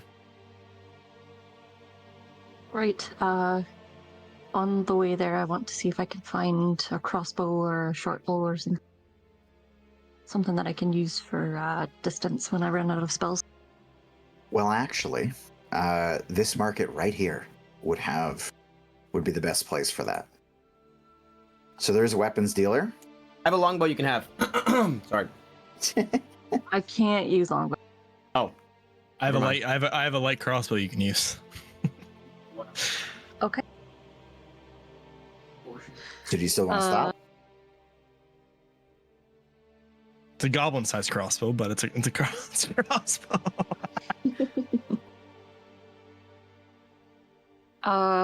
Yeah, I'm gonna go with a longbow or a short bow instead.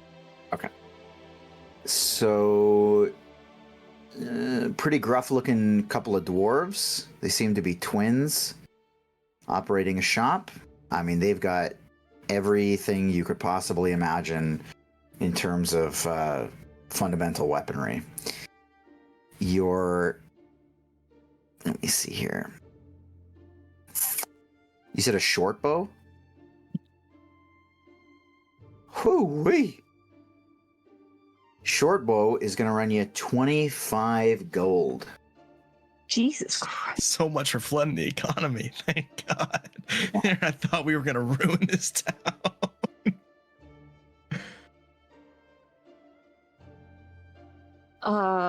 Maybe I should just use the crossbow.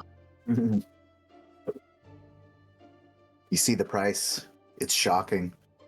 They just stare at you. Yeah, I'm instead gonna get a quiver and some bolts for that Okay. small crossbow. Hand crossbow. Right?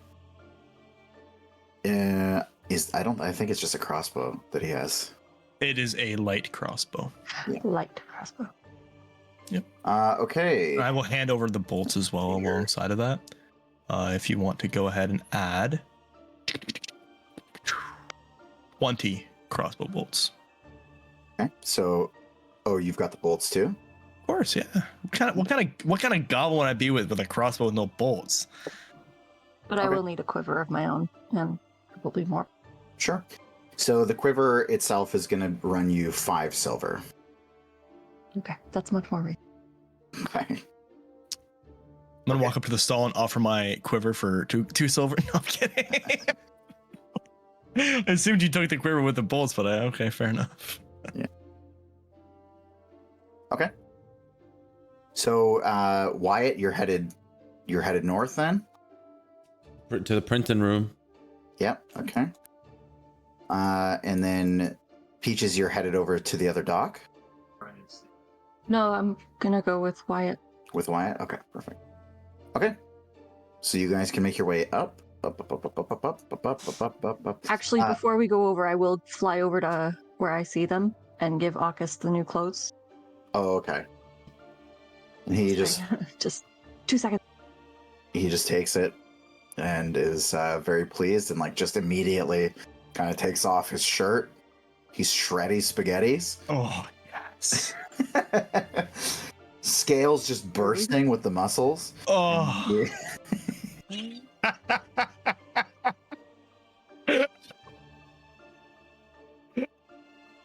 He doesn't take off the pants revealing his penis B, but no! he does. Immersion! He does just change his shirt on the dock, and you can see he smiles for one of the first times since you've seen him. You did a lot for us, and you're starting basically from scratch. So along with those here, and I give him 25 gold from the gold that I just got. You just... In normal times, I would graciously not accept, but I don't have much of a choice right now. Thank you. You did more than enough for us when you didn't have to. It's a little thank you at least. Well, I hope to do much more. And Alright, I'm gonna go fly up to back where I left Wyatt and fan myself with my... Okay. And you almost get blinded by the sun reflecting off of his shiny, scaly muscles. And you take off. Up to the north. Good And dinosaur escape. you guys actually would know where the printing press is, so it's this tiny little guy right here, this little red building. Peaches, you knew exactly where it was, and when you get up there, despite it being such a small little place, it is pretty loud sounding. There is smoke coming out of the chimney stack, and it is actually a guarded building. So there's basically 3 windows on the front side of the building. The door is just a solid door with no window, and the windows sit up weirdly high compared to the buildings around it, which are mostly just houses or like little shops. The sides of the building, 2 sides, have no windows, and then on the back side there is just one fairly large window that outlooks the ocean. You said it's guarded? It is guarded. There's one guard. He's pretty nonchalant, like he's pretty casual looking. In fact, when you guys walk up, he's just kind of kicked back, like leaning against the door.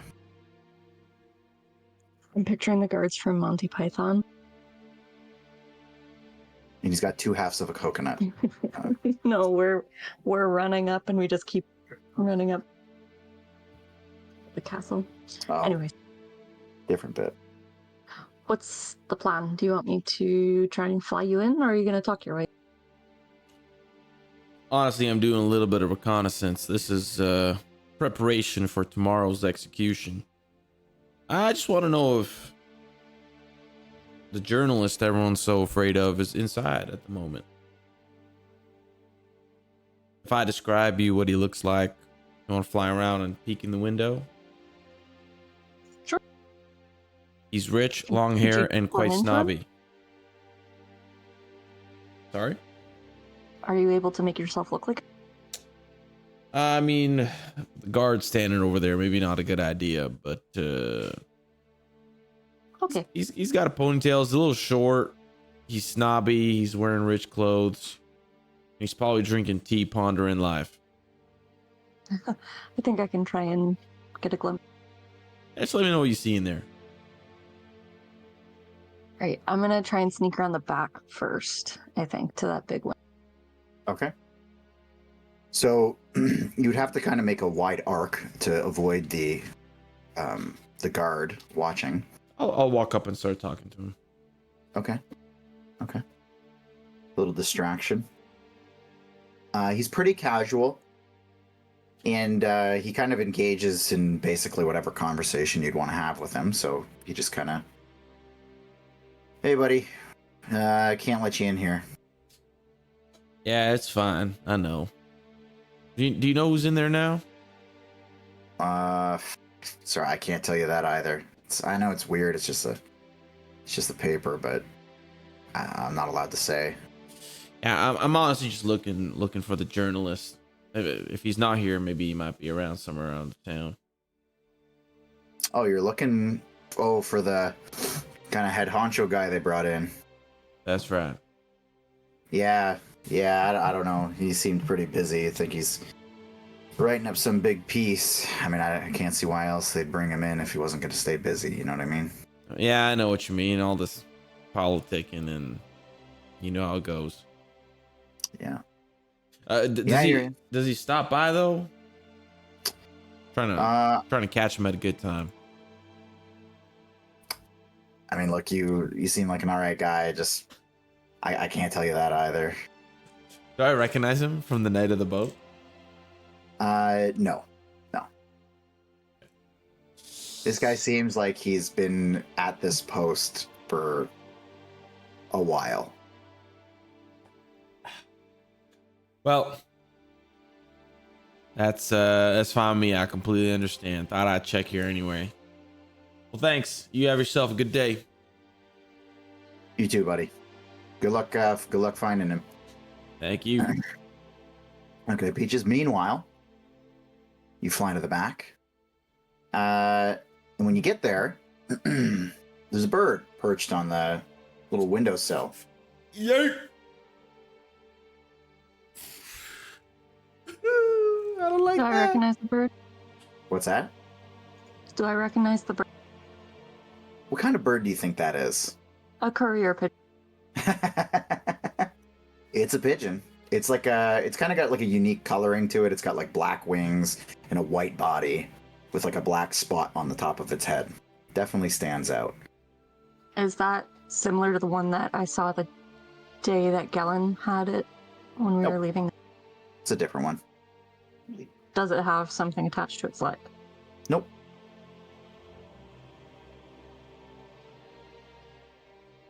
Okay.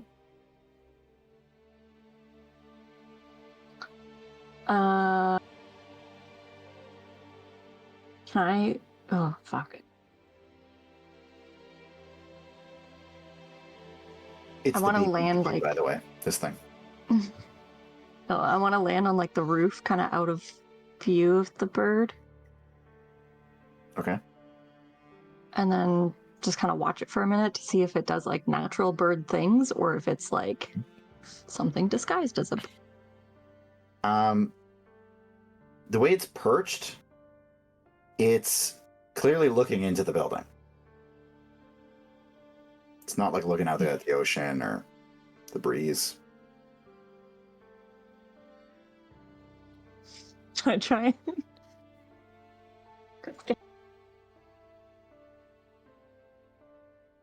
I want to try and sneak up and grab the bird. Okie dokie. Grab the pigeon. All right. Let me see here. Shoot. Okay, that's fine.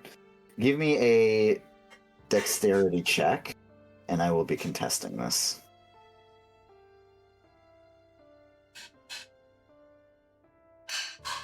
Fuck. This fucking app is cursed tonight. I mean, the bird got a nat 20, Ooh. So- Okay. so it just dives out of the way. It sees you coming a mile away, and it dives out of the way and starts flying around the building and just kind of jets south. Okay. You got a crossbow.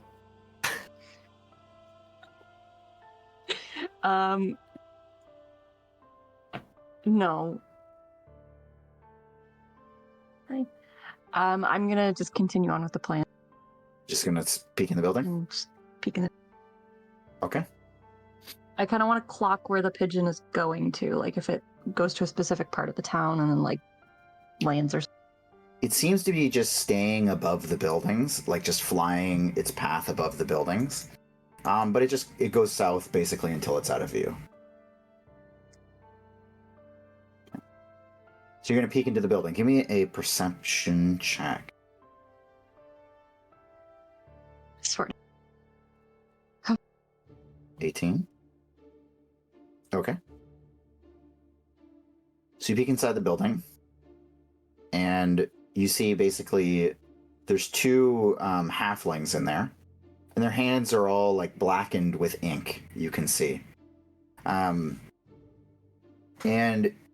one of them is like shuffling papers around. One of the and also placing like letters into this press, and the other one is talking to somebody, but they have their back turned to you. Clearly a bit taller, clearly human, bit of a slender build. I'm actually gonna have you make another perception check to see if you can piece together who this might be.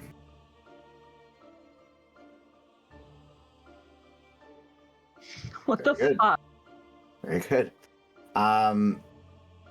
By the back of the hair, you can see some like graying. And based on just like the collar that you can see pointing out above the shirt that he's wearing, you actually see Scarin in there, talking to one of the halflings, The butler? the butler, Anders. Anders butler.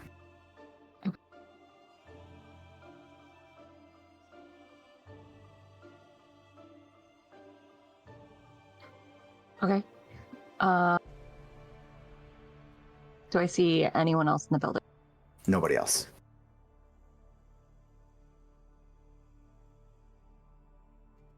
I'm gonna hang out for a second and just see what Scarin does. Okay. So before he slaughters these halflings, just kidding. He's going to. You just see him kind of like. He's clearly like very calmly speaking to the halfling, and the halfling's just kind of like throwing up his hands, like kind of giving the shrug, like I don't know what to tell you. And the conversation just kind of rolls on for a little bit. It takes about 2 minutes, and he just kind of like crosses his arms and gives a head nod, looks around, and then starts making his way out the front door. Wyatt, where'd you go, by the way? I just kind of like I walked off, but I'm gonna just kind of like perch up near a tree or something. Okay.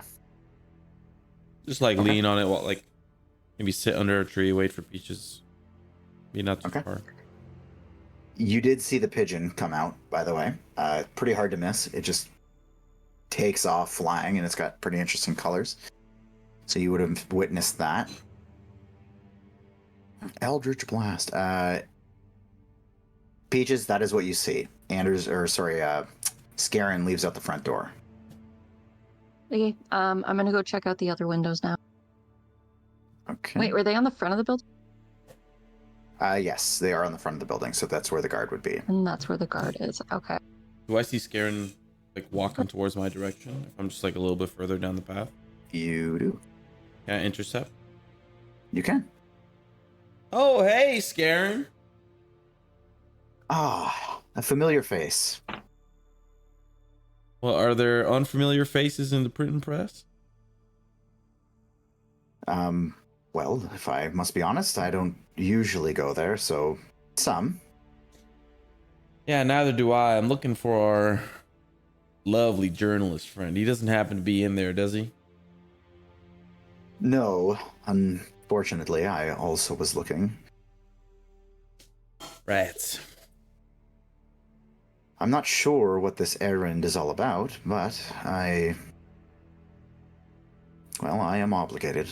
After all, I was sent to come and search I am.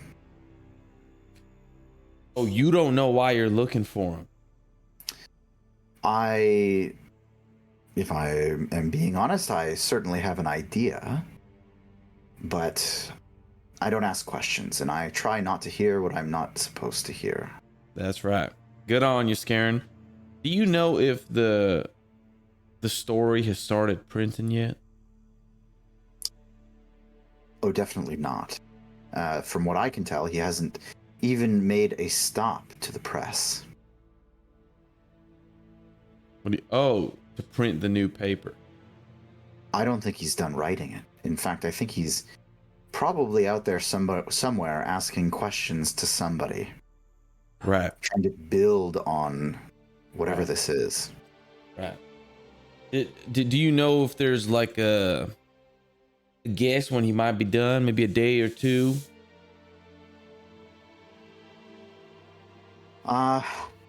Mr. Wyatt, I wish I did. I don't know much about these things. That's fine, Scarin. You've given me plenty, which I appreciate. Here's a little token of my gratitude, and I'll slip him a silver. Gladly takes it. Well, thank you. This will help bolster my salary for the week. Best of luck. I can only imagine what that scoundrel is writing about you. It's fine. It will be dealt with. Don't you worry, Scarin. Very well. Stop it, you're scaring. He kind of jets down. Okay. Okay. Okay, Peaches, what are you doing? Realizing that I can't check the front windows, I'm gonna hang out here for another moment to see if anything else happens after Scarin leaves. Okay. So you would wait for however long you would, and if, Yeah, maybe like 5-10 minutes top. yeah. So in that time, nothing really changes. Okay, then I'll go back to find Wyatt. And you reconvene with him on the road.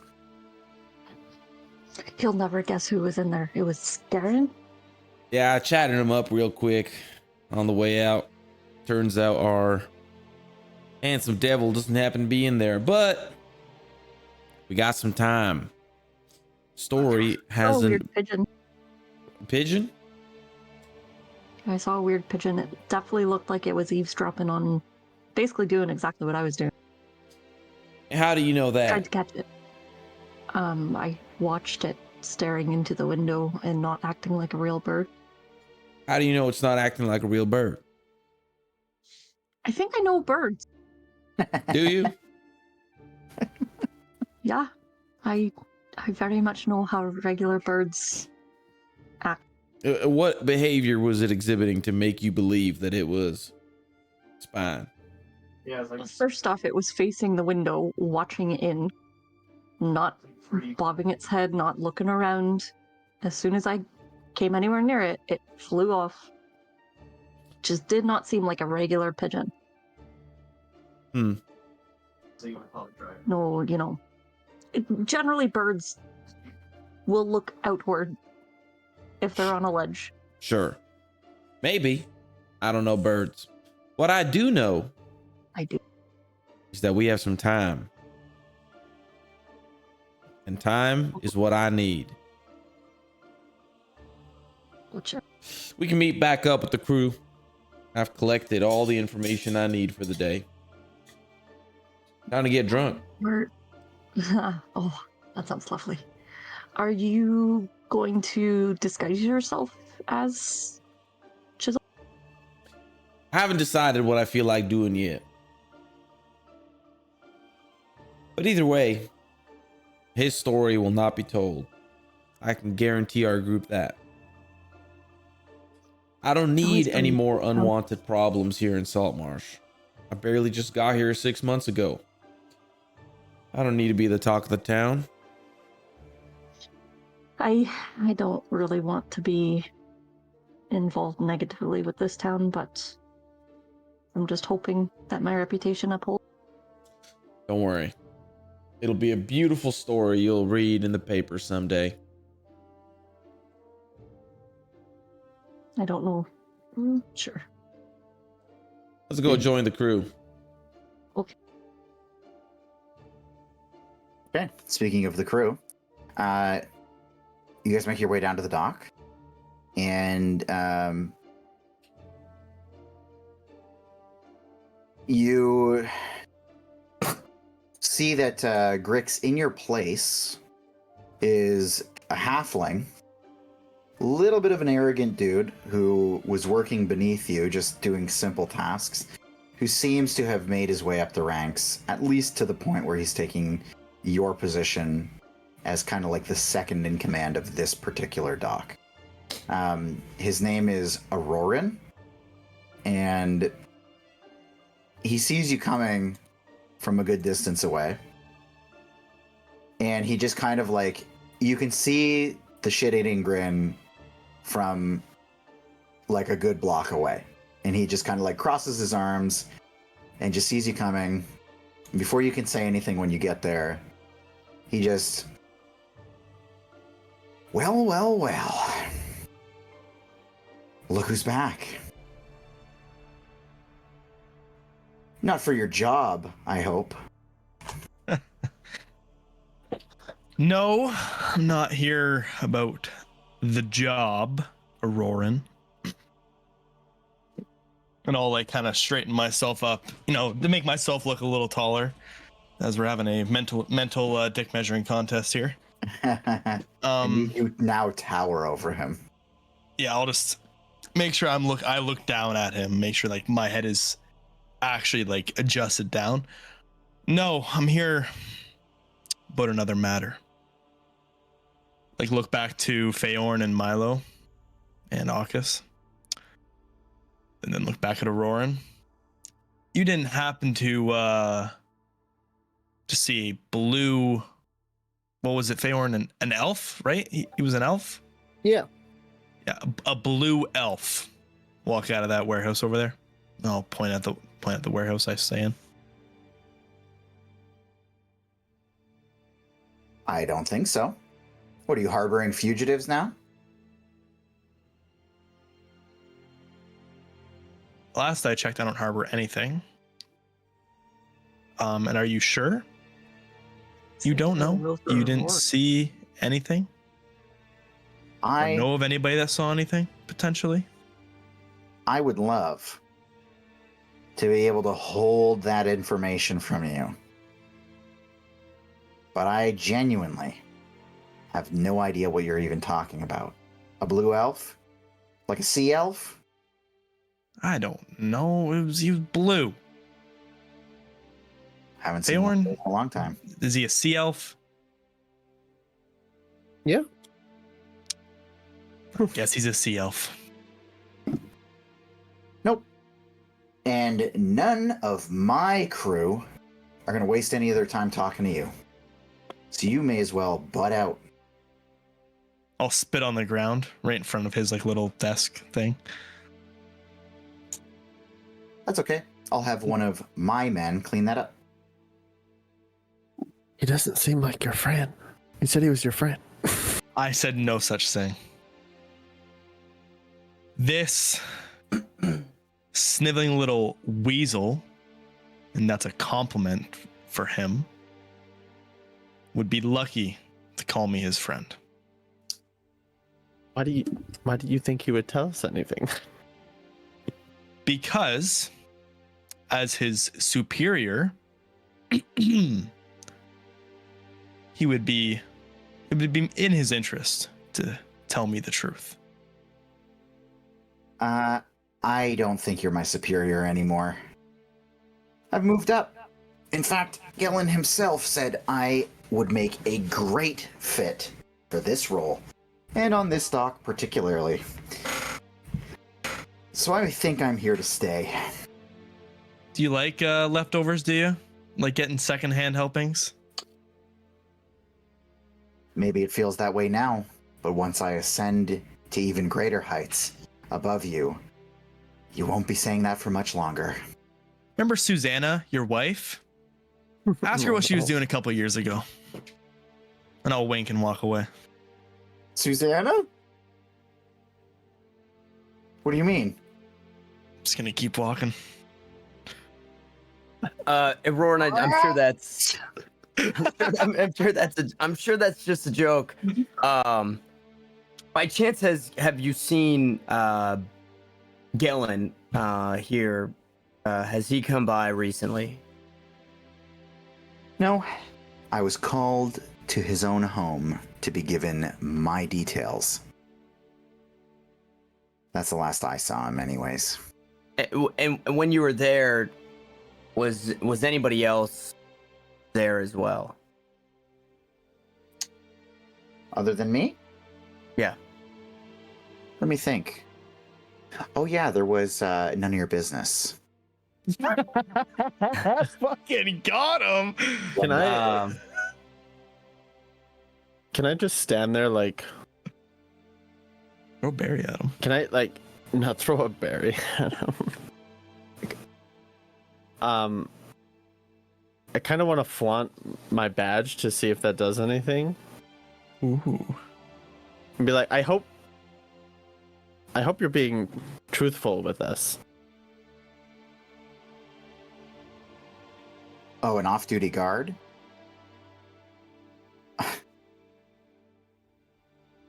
Yeah, why don't you stand up at that end over there just in case something jumps out to get me. That's what I thought.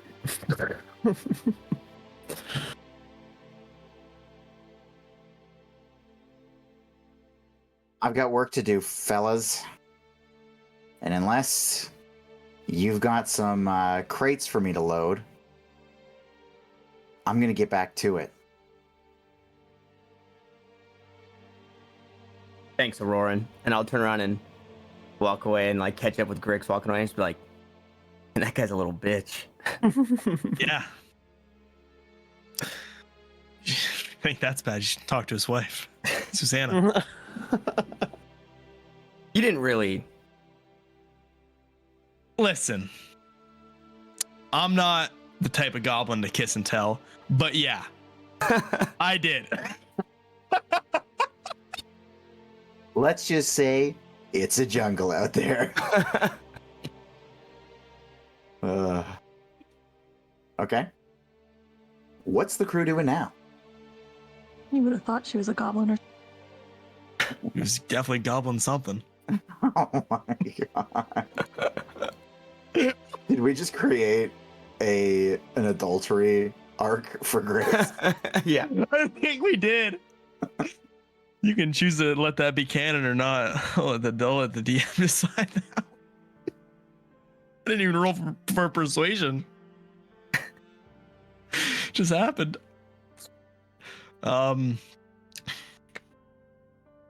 Well, there's a few other spots we should probably stop by.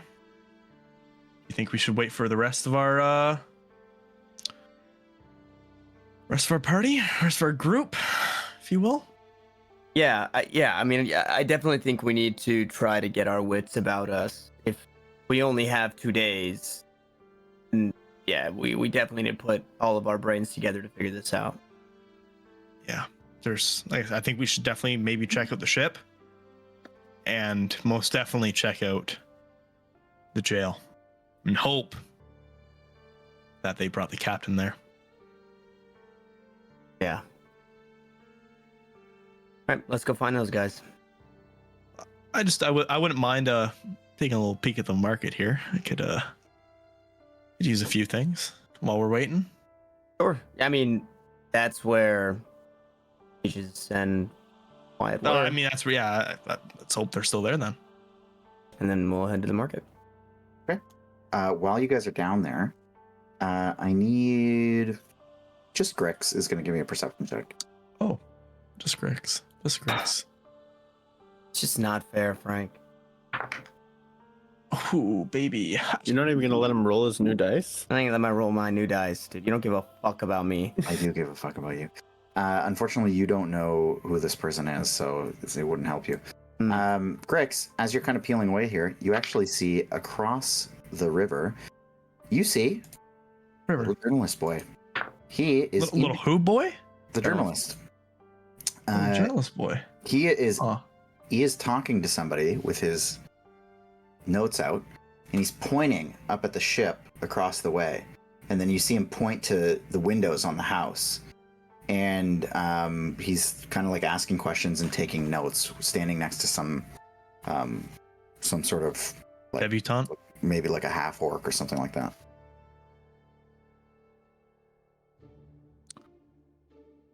Well, yeah, I'll point him out to the other two. That's the guy I was talking about. That's who I told our story to. Okay. Did we say something? We probably should. I mean, Anders did want us to keep it kind of tight knit.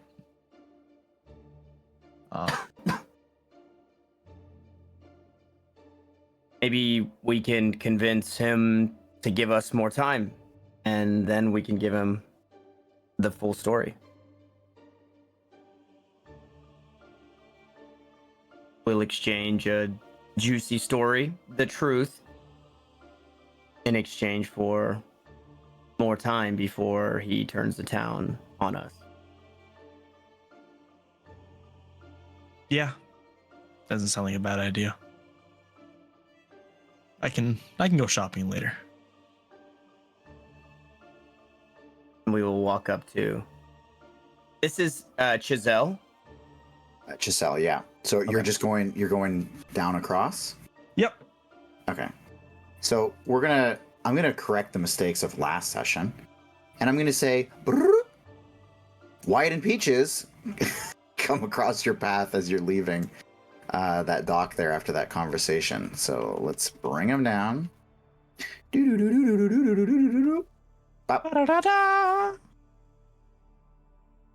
So as you're kind of coming up the dock to the path, Wyatt and Peaches, there you are. Like as they're like walking up on us, turn around, recognize. I'll point ahead towards Chiselle.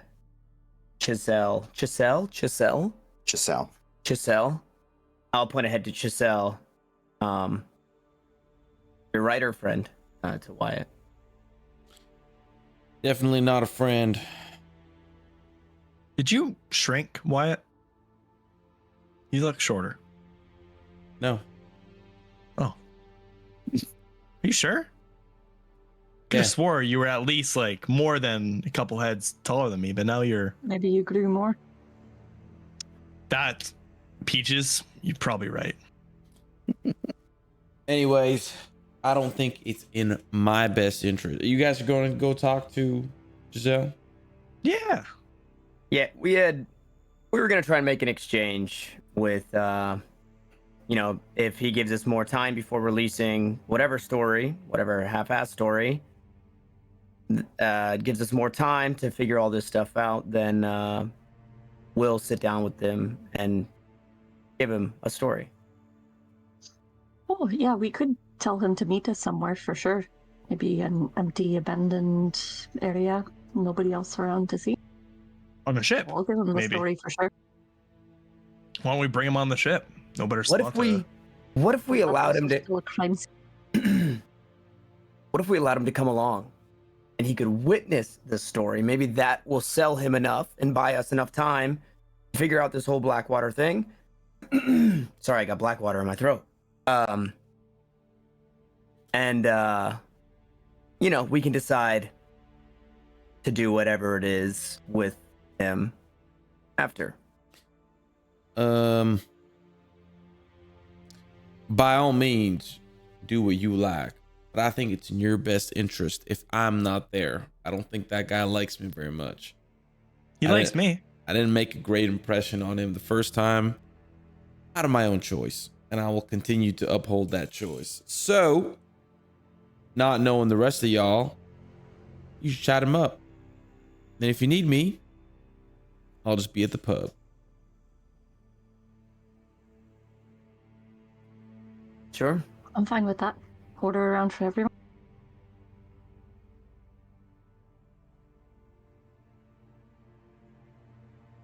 And I'm gonna go to the pub. Okay. I guess we're not getting around. I guess we'll go fuck ourselves pretty much. So, Wyatt, the typical pub of choice for you is a place called the Wicker Goat. Quaint little place, and they sell a very interesting type of alcohol. You may or may not like it. It's certainly an acquired taste, and it is Kefir. It's made from fermented crab meat. Where is it? Sorry, can you? The Wicker Goat. Yeah, let me bring up my You map. can just drag me there. Oh, I got it. That's where I'll go. After the bridge, I'll split. Which, wouldn't he go to this? Never mind. Snapping line? No, he's okay. By the way, as he's walking away, I didn't want to cut in. I'll go with you if you want company. Oh, absolutely. Feyorn, why not? The more the merrier. I just didn't want to give you guys bad luck talking to Giselle, because trust me, I'll be giving you guys some bad luck. But I can confess, Grix will give you great luck with Giselle. Giselle, Yeah, he likes me. he loves you. Yeah. So, but Milo, you keep an eye on him. I told Grix to be careful with that silver tongue. You just make sure you keep an eye on him. Yeah, we won't be sharing any more details. All right, Feyorn, let's get some. You're gonna have to try this drink. I think it might tickle your fancy. If you say so. Okay. Okay. So you guys head your way down there. Now, I'll say for you guys, when you get there, there is a bit of an older, kind of disheveled looking person that is being kind of like not thrown out, but like just like escorted out by a couple of dwarves. And they're just, oh yeah. And frantically, this guy is going, no, I swear, it's out there. And he points to the ocean. It's out there, and it'll make you rich beyond your wildest dreams. Please, we were this close. And they just, yeah, too much to drink. And he responds, he goes, I haven't drank anything in years. Please. And they just kind of like usher him outside. Take a breather. Come back in when you're ready, okay? And they head back inside. And he like frantically like looks around, sees you guys coming. You guys, you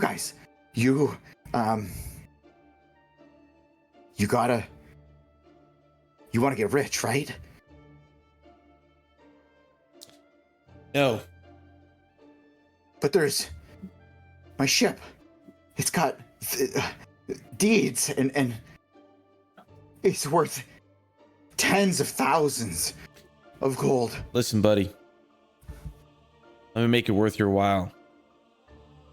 Down the road, handsome guy, long ponytail, looking good, journalist. How about you tell him your life story? I'm sure he'll put you in the paper, get you what you need. Right now, I don't need riches. I need a cold beverage. And you are between me and that cold beverage, sir. You're gonna regret this. Somebody's gonna help. I hope so. I'm gonna help myself to a cold beer. If you'll excuse me. And he, in his frantic behavior, he kind of like stares you down as you walk in. Come on, Feyorn. Don't pay him no mind. Oh, good luck.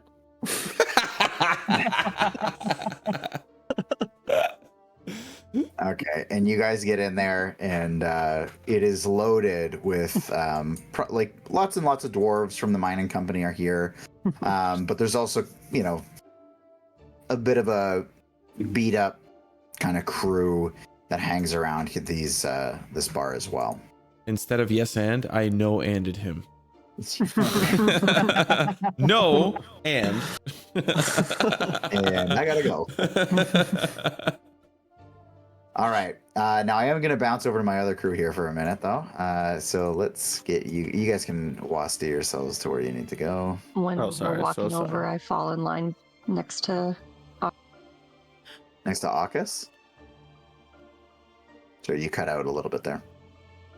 Yeah, next to Akis. Maybe tail behind a couple minutes and then come. Sure. Okay. I'm making a joke that I'm checking him out. Oh, I did not catch that. I didn't catch that. Yeah, I mean, he's shreddy. This guy walks with confidence now. He's also shreddy in the fact that he is like ripped to shreds from all the attacks he took earlier. And he still hasn't changed his. And he hasn't changed his pants. That's right. Yep. Shirt looks good though. Yeah, it does. Okay. So you guys head your way up, and you see Giselle is kind of like laughing a little bit as he closes up his notes and starts kind of puts his hand behind the half-orc's back and starts walking him away, and walks him to the front of the house, ushers him into his own home, and then kind of gives his goodbye, turns around. Well. Do you have more information for me? Yeah, we do. I think we have Great. the only information. I wouldn't say only. I've had several amazing interviews today. Oh, and what all have they said? It's for me to know and you to find out. Well, I'm sure you could give your star witness here. Maybe I could fill in some gaps that the others might have left. Well, I insist. There were a few people up fairly late. Oh. And they saw a thing or two. It's crazy they can see through wood. So they can see through Wood. wood? I'm not sure what you mean by that. The deck below the ship. Oh, they didn't need to see that. I've spoken with enough people who have seen that. Isn't that right?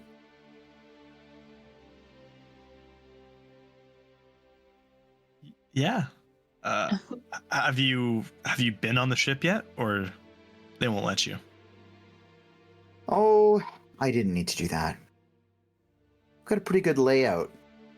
There's a couple people roaming around that I got my hands on. Oh. Anybody in particular? Like I said, I'm just here to help you fill the gaps in. Like I said, I was there the entire time. I was there from conception until now. So like I said, I can fill you. We can fill you in on any little spots you might be missing. No, I think I will keep my sources close to the chest. But you said you came here to tell me something, and now you've got a whole crew. Is this all witnesses? Yes, absolutely. And I'll gesture to the trio, and yes, they were part of the glorious crew I spoke so highly of. Sure, they can tell their sides of the endeavor. Well, I'm all ears, and he pulls out his quill again, and a fresh notepad. Can I, as I gesture to them, can I step aside? Sure. Okay. Yeah, we are part of the crew. And outside of one who you've already met and another, we are the only reliable sources to this story that you're trying to tell, as we lived it. I've never read anything from the Kraken's Inc. Specifically. What was your name? Giselle. I haven't written anything for the Kraken's Inc. either. Okay. Not here, anyways. What is it about your job, Giselle, that you take the most pride in? Because as I'm hearing it, obviously Grix has shared a bit about our story, but it sounds like you're willing to just grasp at straws and write down scuttlebutt or hearsay to just push a story out there. So I'd love to know, is that a good story for you? Is that fulfilling work for a journalist like yourself? Oh, I see what kind of meeting this is going to be already. This isn't what I was expecting. My star brought you here. I thought you would be open books. And on my side. What do I take the most pride in? I take the most pride in telling the people what they need to hear. What they need to hear. That's right. And based off of... Don't you believe they deserve to hear it from the source? I compile the sources. Well, the source is here, and it sounds like you've already got something written. We are the source, not your quote unquote sources. Well, what about the guards that were there? Weren't they also a source? And wasn't, what's his name? The one with the long butt cheeks. Wasn't he a source? Oh, you've spoken to Captain Long Cheeks? Long Ass? Captain? Snake. You mean the crew member who got away? What do you mean got away? Escaped your wrath. You Our didn't. wrath? Whoa! Giselle, you dirty dog, you. Our wrath? No. We're gonna make this. We're gonna draw a line We're gonna draw a line right here. It wasn't us that wielded the blow that took their lives. That was not us. No, we don't listen. We don't have to jump into again. We don't need to retell the story. That's not what this meeting is for. You're right, Giselle. This meeting, this is what we would like to do. We would like to offer you the story, the tale, whatever you want to call it, the thing that the people need to hear or need to read. We'd like to offer you the truth. And we'd like to offer you more than what can be written about right now. But in order for us to give you more, we need some time. As it sounds like here shortly, you'll be publishing a piece with our names attached to it. And that will make the rest of this story tumultuous waters, rough terrain. Our movement speed will be reduced by half. And I want what's best for both of us. I want this to be accommodating in a two-way street. I don't want to take without being able to give. And so if you would be so kind to write a piece that I think would be worth somebody of your stature, we would like to provide you that information. In return, we ask that you wait for the story to be completed. You give us that time, and you'll get your piece. The people of this town are itching. They are itching, Milo. That'll just make the anticipation even more unbearable. Imagine how much you'll sell just by making them wait another day. Oh.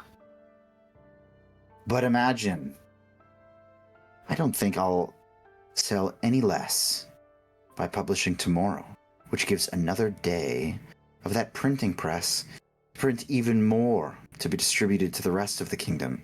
This piece will be huge, and it's not just your town that will be reading it. And what happens to the writer who writes a piece and it all comes back as blah or gobbledygook?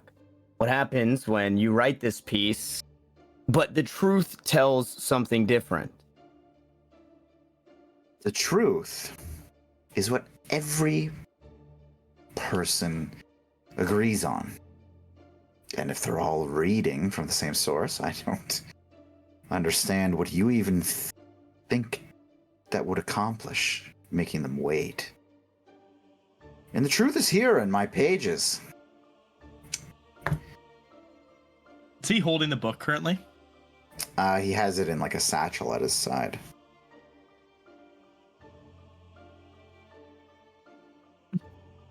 Are you like eyeing the satchel? Not eyeing it, but I'm definitely glancing at it. Okay. Seeing how it's built. Is it slung around his shoulder or is it slung on his shoulder? It's around. It's like a man purse. Where's his quill? He's holding it.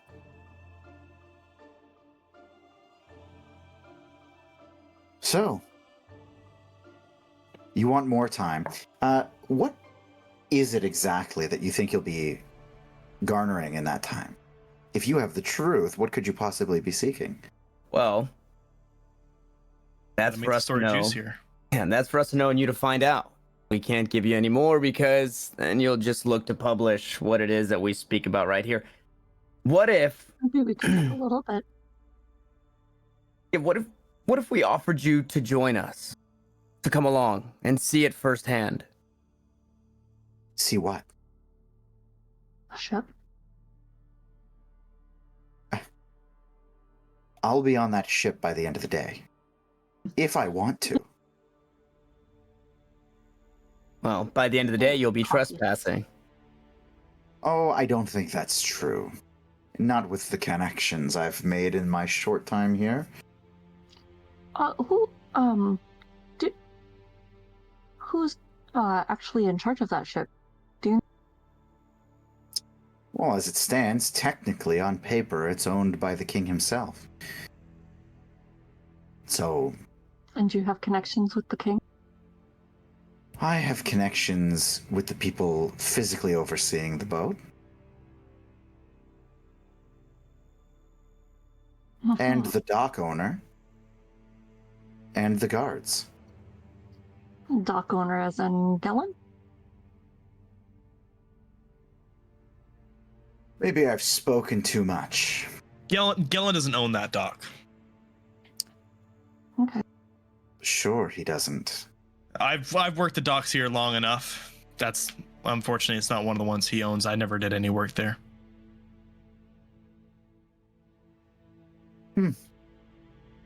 You said you know him well? I worked underneath of him. Yeah, you did. Yeah, you did. Yeah, I did. Oh yeah. They don't call me Goblin Grix for nothing. Oh my gosh. Well, I can be convinced, but I'll need something to chew on. You can't just leave me in the dark. You want a whole day off of that press printing. Give me something. What do you want? Another story or something shinier than a story? No, some insight into what it is exactly I'm going to be waiting for. Well, Can we take a step aside and discuss it as a group before we just outright tell him? What is this? We have to decide what to hold close to our chest as well. Very well. Do as you must. Disintegrate! He dies. He's done. One of these days. Marcus, keep an eye on him. And I'll pull Grix and Milo aside. Should we drop the word corruption? no. I have an even better idea. Let's hear it. Well, before we embarked on We're saying this quietly in whispers so that he cannot hear it. Yeah, We're texting. and you can go far enough away. Yeah, that's fine. So before we banded together to deal with the sea ghost, I was on my own little, shall you say, job, involving other goblins. And just across the water is a little encampment of goblins. Of friendly goblins that have decided to put away their arms and become civilized. We could send them on. We can send them on over there. Buy some time. It is interesting enough to find civilized goblins. Whereabouts? Just across the water there, and I'll point past the standing stones.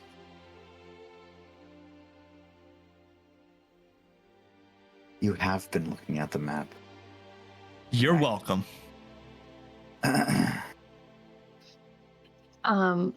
He's not pointing toward, towards the Dreadwood area. Okay, I'm pinging.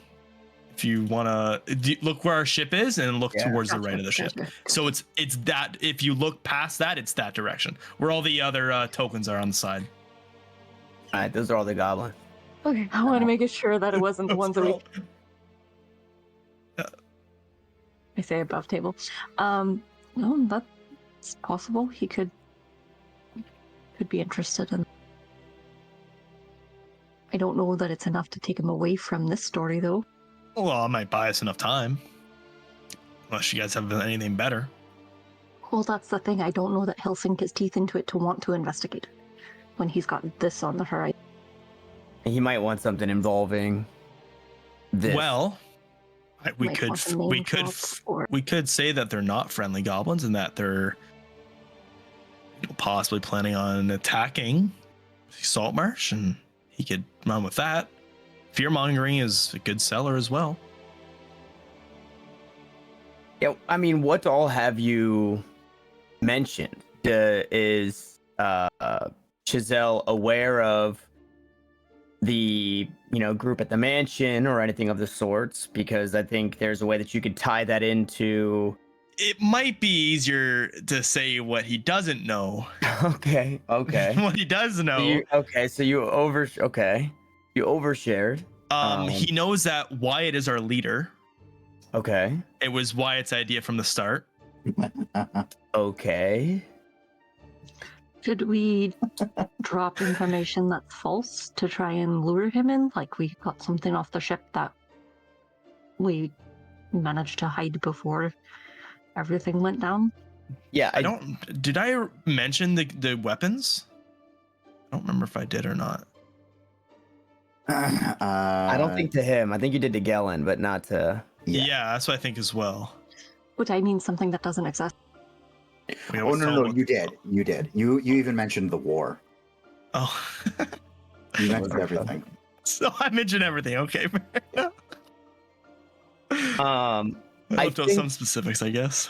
In order to avoid corroboration with any of the guards that were on the ship last night, it needs to be something that happened or could have happened between the time that we were at the mansion and started boarding. I guess the time that we were at the mansion and the time that we docked here in Saltmarsh.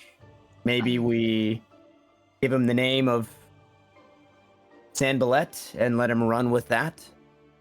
And where is the Sanballet? Because he's gonna ask.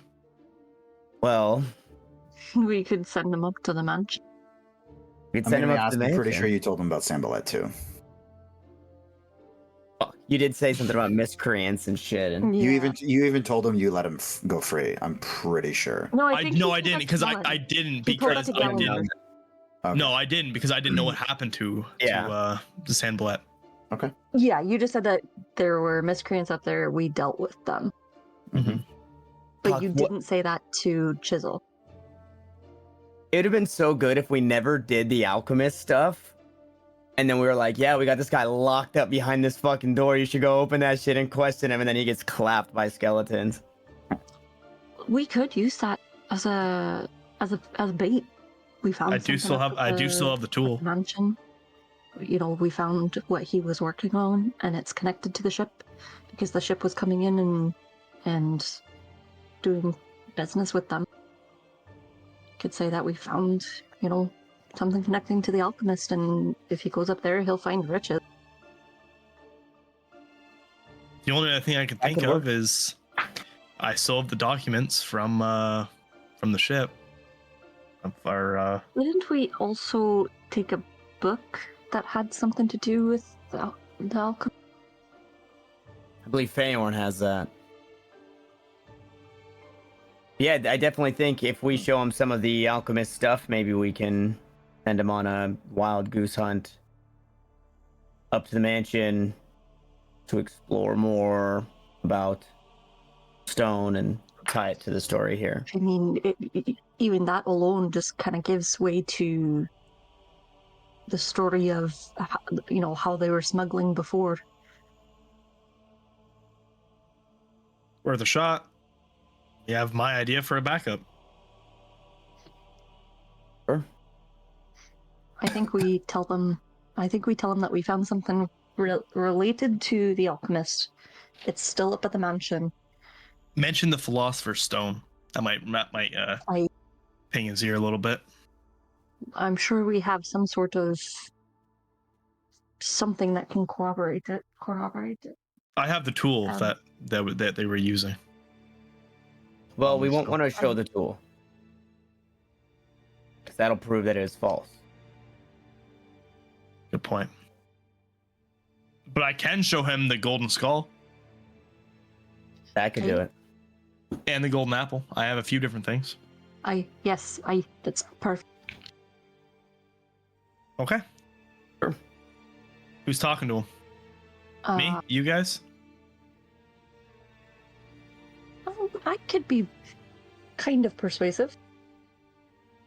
Bit above average. I'm just maybe not great at having the conversation. Yeah, I mean, Grixie, he's already kind of a fan of the story that you've been telling. Maybe he'll believe it more from your mouth. All right, I'll do my best to weave what I can into his ears. All right, let's see if we can get this. See if we can send him on this chase of goose. Geese. Ah, yes, geeses. Geese. Gooses. Yep. Great, and we're just trying to buy time. Yeah. Nothing more, nothing less, right? Exactly. We can give him the information he's looking for. This information we give him now is a down payment to the rest of it. Okay. And I'll clear my throat and beckon Giselle over. Oh. Sorry, I was falling asleep there. Yes? Oh, poor. You're ready? Yeah. Not sure if you know, there's an abandoned mansion. I'm sure I mentioned that already. You did. Yeah, there was an alchemist there studying the philosopher's stone. What I didn't mention is that he was able to find it. That alchemist at some point found the philosopher's stone, and I'm gonna pull out. Don't really. Yeah. Either way, he had in their possession, they had the philosopher's stone, and I will pull out the golden skull as well as a golden apple. Okay, and he reaches to kind of take the skull and he inspects it. So there's a philosopher's stone. What, and you have it? No. This is the remnants of what we found in the mansion. And where is the stone? There's connection to the ship. There's a connection to the ship. With the mansion. And what is that, other than what I've been told? That is what you will have to come find out from us at a later time. Okay. This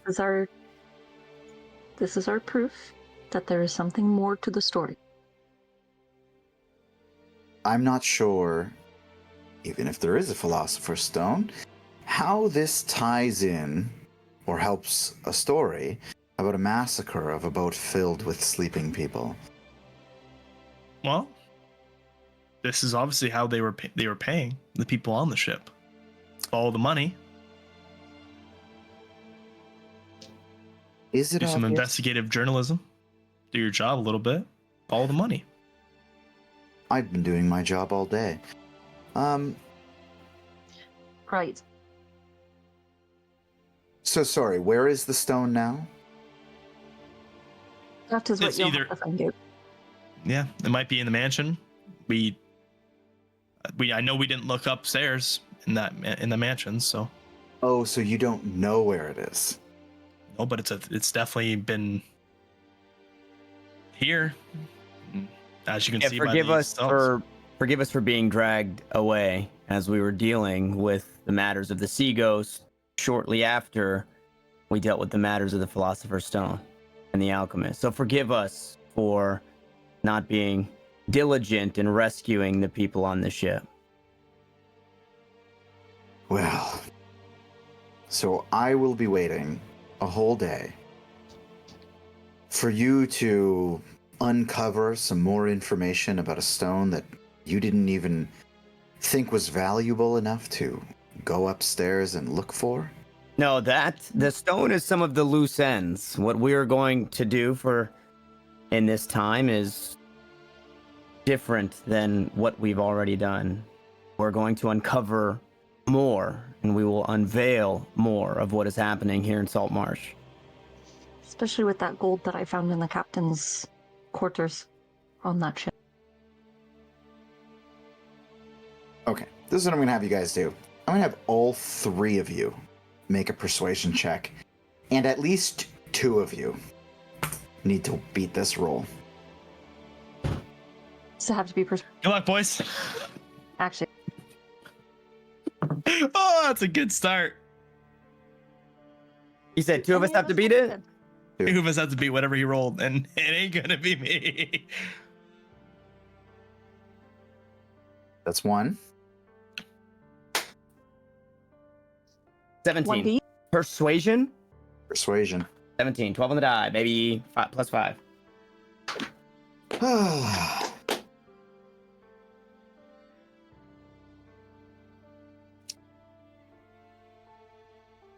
Well, I am intrigued. However, I'm going to need something a little more. You see, I'm going to get a commission on this. And the extra commission I could get for an extra day of printing could be substantial. People will forget. They won't care to read this in a few weeks. So I'm going to need, let's call it collateral. Well, you have that skull, and now you have the and the apple. Sure, you could get those weighed and get a hefty price for those. Yes, but I would like something guaranteed, something I know the value of. Are you shaking us down right now? I think it's you that's shaking me down. How much commission would it take? I don't think anything short of 100, maybe 150 is asking too much.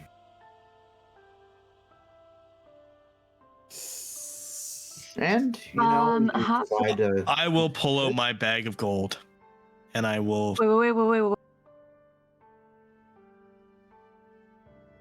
I took Disintegrate. 2 of those gold ingots from the wizard's chest. Okay. Each of them is worth a couple hundred gold. Okay. I'll give him an... Ah, How's this? this will do just fine.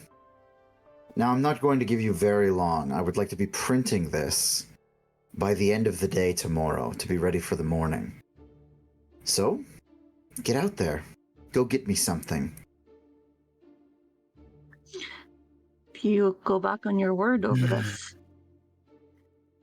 Yeah, there'll be hell to pay. I'm sure there will.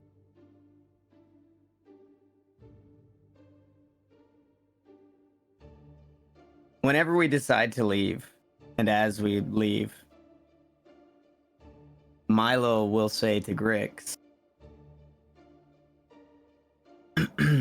Grix, at the end of all this,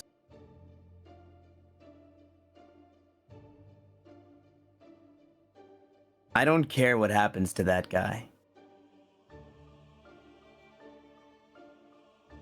He seemed shitty at the start of things, and he seemed to only have his own interests in mind towards the end of things. We tried to give him a chance to work with us, and instead he shook us down. You know what they say, some people cannot be reached with words alone. Sometimes a little gold incentive is what's needed. Yeah, I would like to get that gold back for Peaches once all this is said and done, and I would like to see that Giselle finds himself in a position that makes it very hard for him to Breathe. breathe. Sure. Write another piece or treat people the way that he just treated us. Marge, they're gonna take my thumb. That's quite the change of character there, Milo. As I said, Before, the way we dealt with the people at the mansion, you had a pretty big issue with how I did things. Now all of a sudden, there's not a care in the world. I do not wish death on him, but if you were to see him suffer, you would look the other way, is what you're saying. I don't want to see him suffer. I don't want to see him do what he is doing to us to anybody else. The power that he holds in the quill has obviously gone to his head, and the corruption is not just within the council, but it is here as well. And if he will hold that power above other people, when asked for respite, I don't think he's fit for the role. Let's make something clear real quick. The only corruption in the council is Eleander. As far as we know. I'm pretty positive to think that he's the only one that's corrupted with this black water. I need a perception check out of all of you. Oh, shit. He's been listening in on us. No! That was a good roll and it bounced out. Ooh, nat 20. Perception, a 10 for me. 10? Good. So all of you, Peaches, you'll get a little more. All of you, as you're having this discussion, see a pigeon come from across directly north of you, come from across the river, fly over toward you, rest in peace, and perch itself on inconspicuously on a building directly beside you. Peaches, what you actually see a little bit before that is you see Gellin himself open the window. And on a nat 20, which is the only way you're getting this, so you see him open the window, a bird flies out, and he closes the window. And there's somebody standing with him. Is it a blue elf? You can see just the back of this person, and you can see ass cheeks on the back of his neck.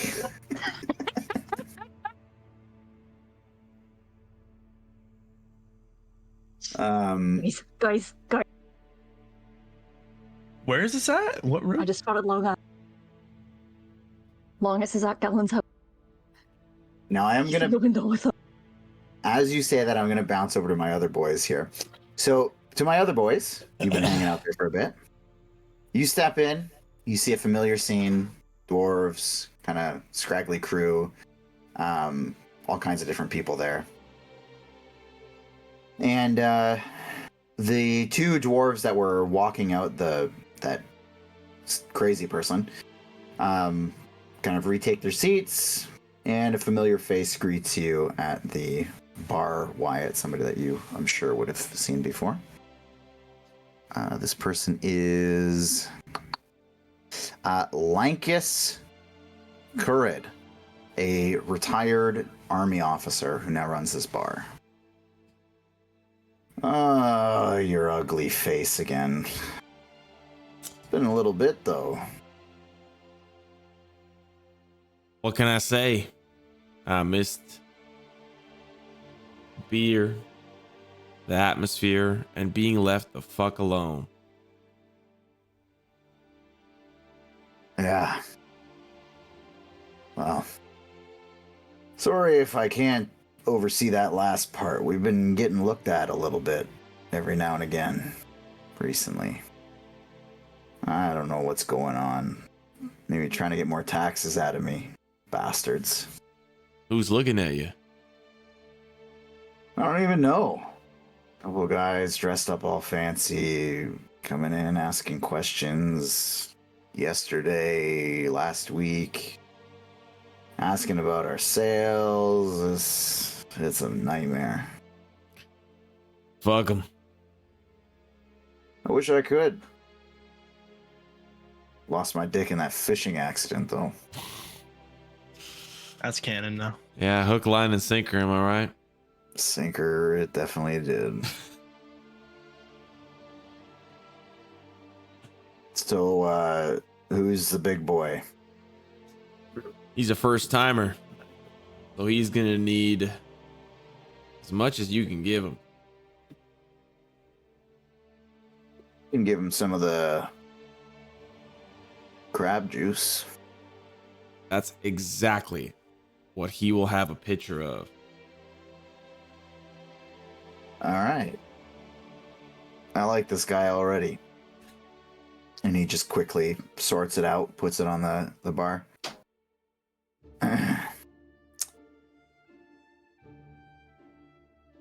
So, what's new? Talk to me. Because I hear a couple rumblings. And what have you heard? Half the town already knows what underwear I sleep in bed at night with. I haven't heard anything quite that detailed, but some, slick-haired, smooth-talking guy took part in some sort of massacre. Well, it wasn't me. I mean, it sounded like you. I witnessed the massacre. I didn't partake. There definitely was one, but it was not at the end of my blade. Do I look like someone that could wet a blade to 10 dwarves? 10 dwarves. 10 dwarves. Do you want to answer the question? What did you... And he kind of looks behind you at the tables. Leans in. What the fuck happened?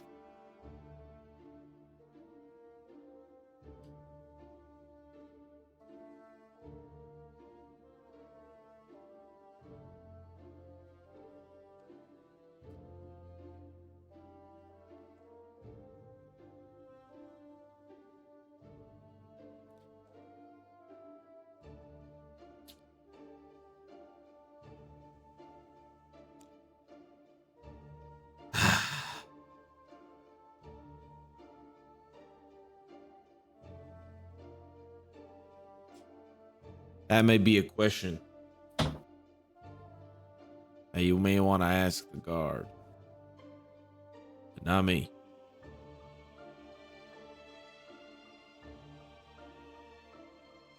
And two fairly wobbly dwarves come and sit down next to you. Great.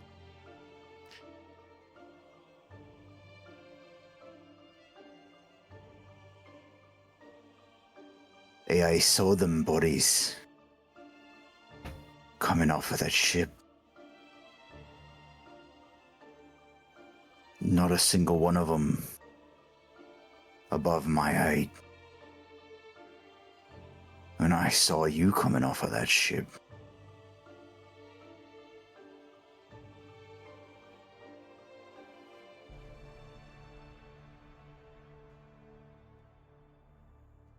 And I'll lean in.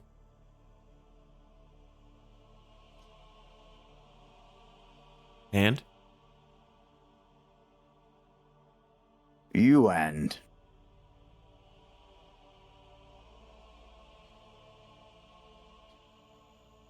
I want your honest answer.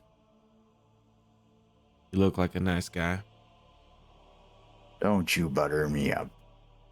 You think I could wet 10 of yous? maybe in my sleep like you did them. You think I did it? I think you and that bird and this one and them other two. Yeah, I think you did. I'm guessing I think we all know you did. Did you just decide to close your eyes when 10 Saltmarsh guard walked off the boat? Or did you just walk away at that point? How about you let me know? No, I think they were there to investigate what you had already done. I see. So what now? You gonna beat me up? Dump me in the alley? You think I'd be just as stupid to walk in here if you think I did it?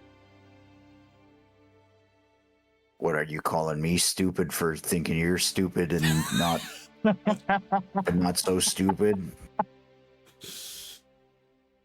Maybe you're thinking 2 levels ahead. Like you knew you were gonna say that I thought you're stupid for coming here. What do you think? Listen. I didn't kill no dwarves. That's it. And who did? Who did? Ask the guard. Don't ask me. I didn't kill no dwarves. I'm asking. You're here now. I don't need to ask no guard. I'm gonna hide. I'm gonna like cover my pin up with like my beard or something. As they're saying that, as he says, ask the guard.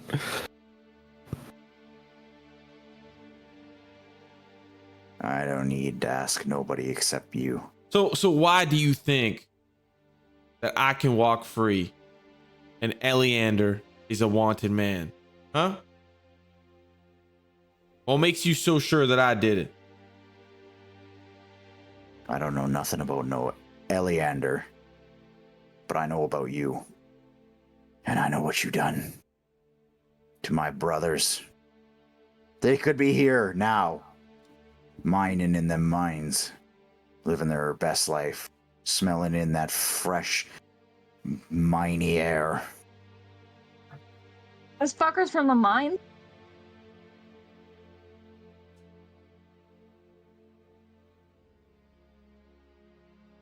I'm gonna look back at the Blankist. Like, what's his expression like? He looks a little concerned.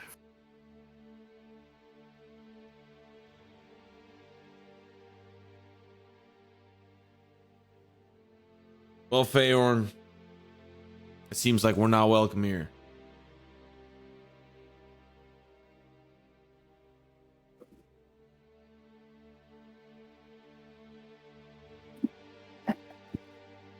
Okay. I mean, I'll just I'll take a sip of the drink. I'm like, well. I mean, thanks for your hospitality.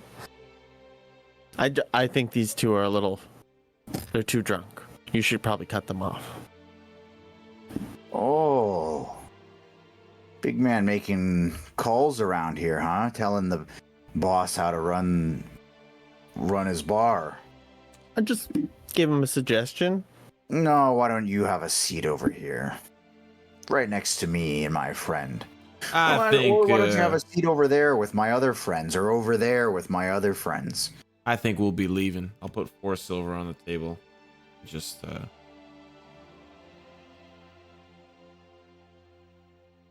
we'll be leaving now. Feyorn, let's go. And he slams his stein down on the bar. I don't think you will be. And then you guys kind of take in the scene a little bit. And in the corner of the bar,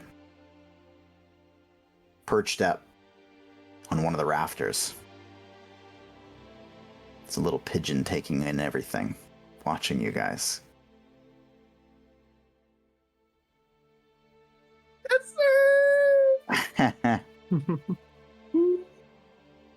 And I think that's probably a good spot to call it. Hmm. What a little bar brawl about to break out. Barbell. We are headed that way, Are you? correct? Yeah, like Not after. really. No, not at all. Because I yelled that Captain Longass was in with Gellin. Oh, that's true. I guess we were working our way that way. That's right. Okay. That Yeah. fucker, I probably healed him. Time to take back that fucking. Damn. Wait, God, so that where was did we 50 years see? Where did Peaches see Gellin at? If we're on this side of the river.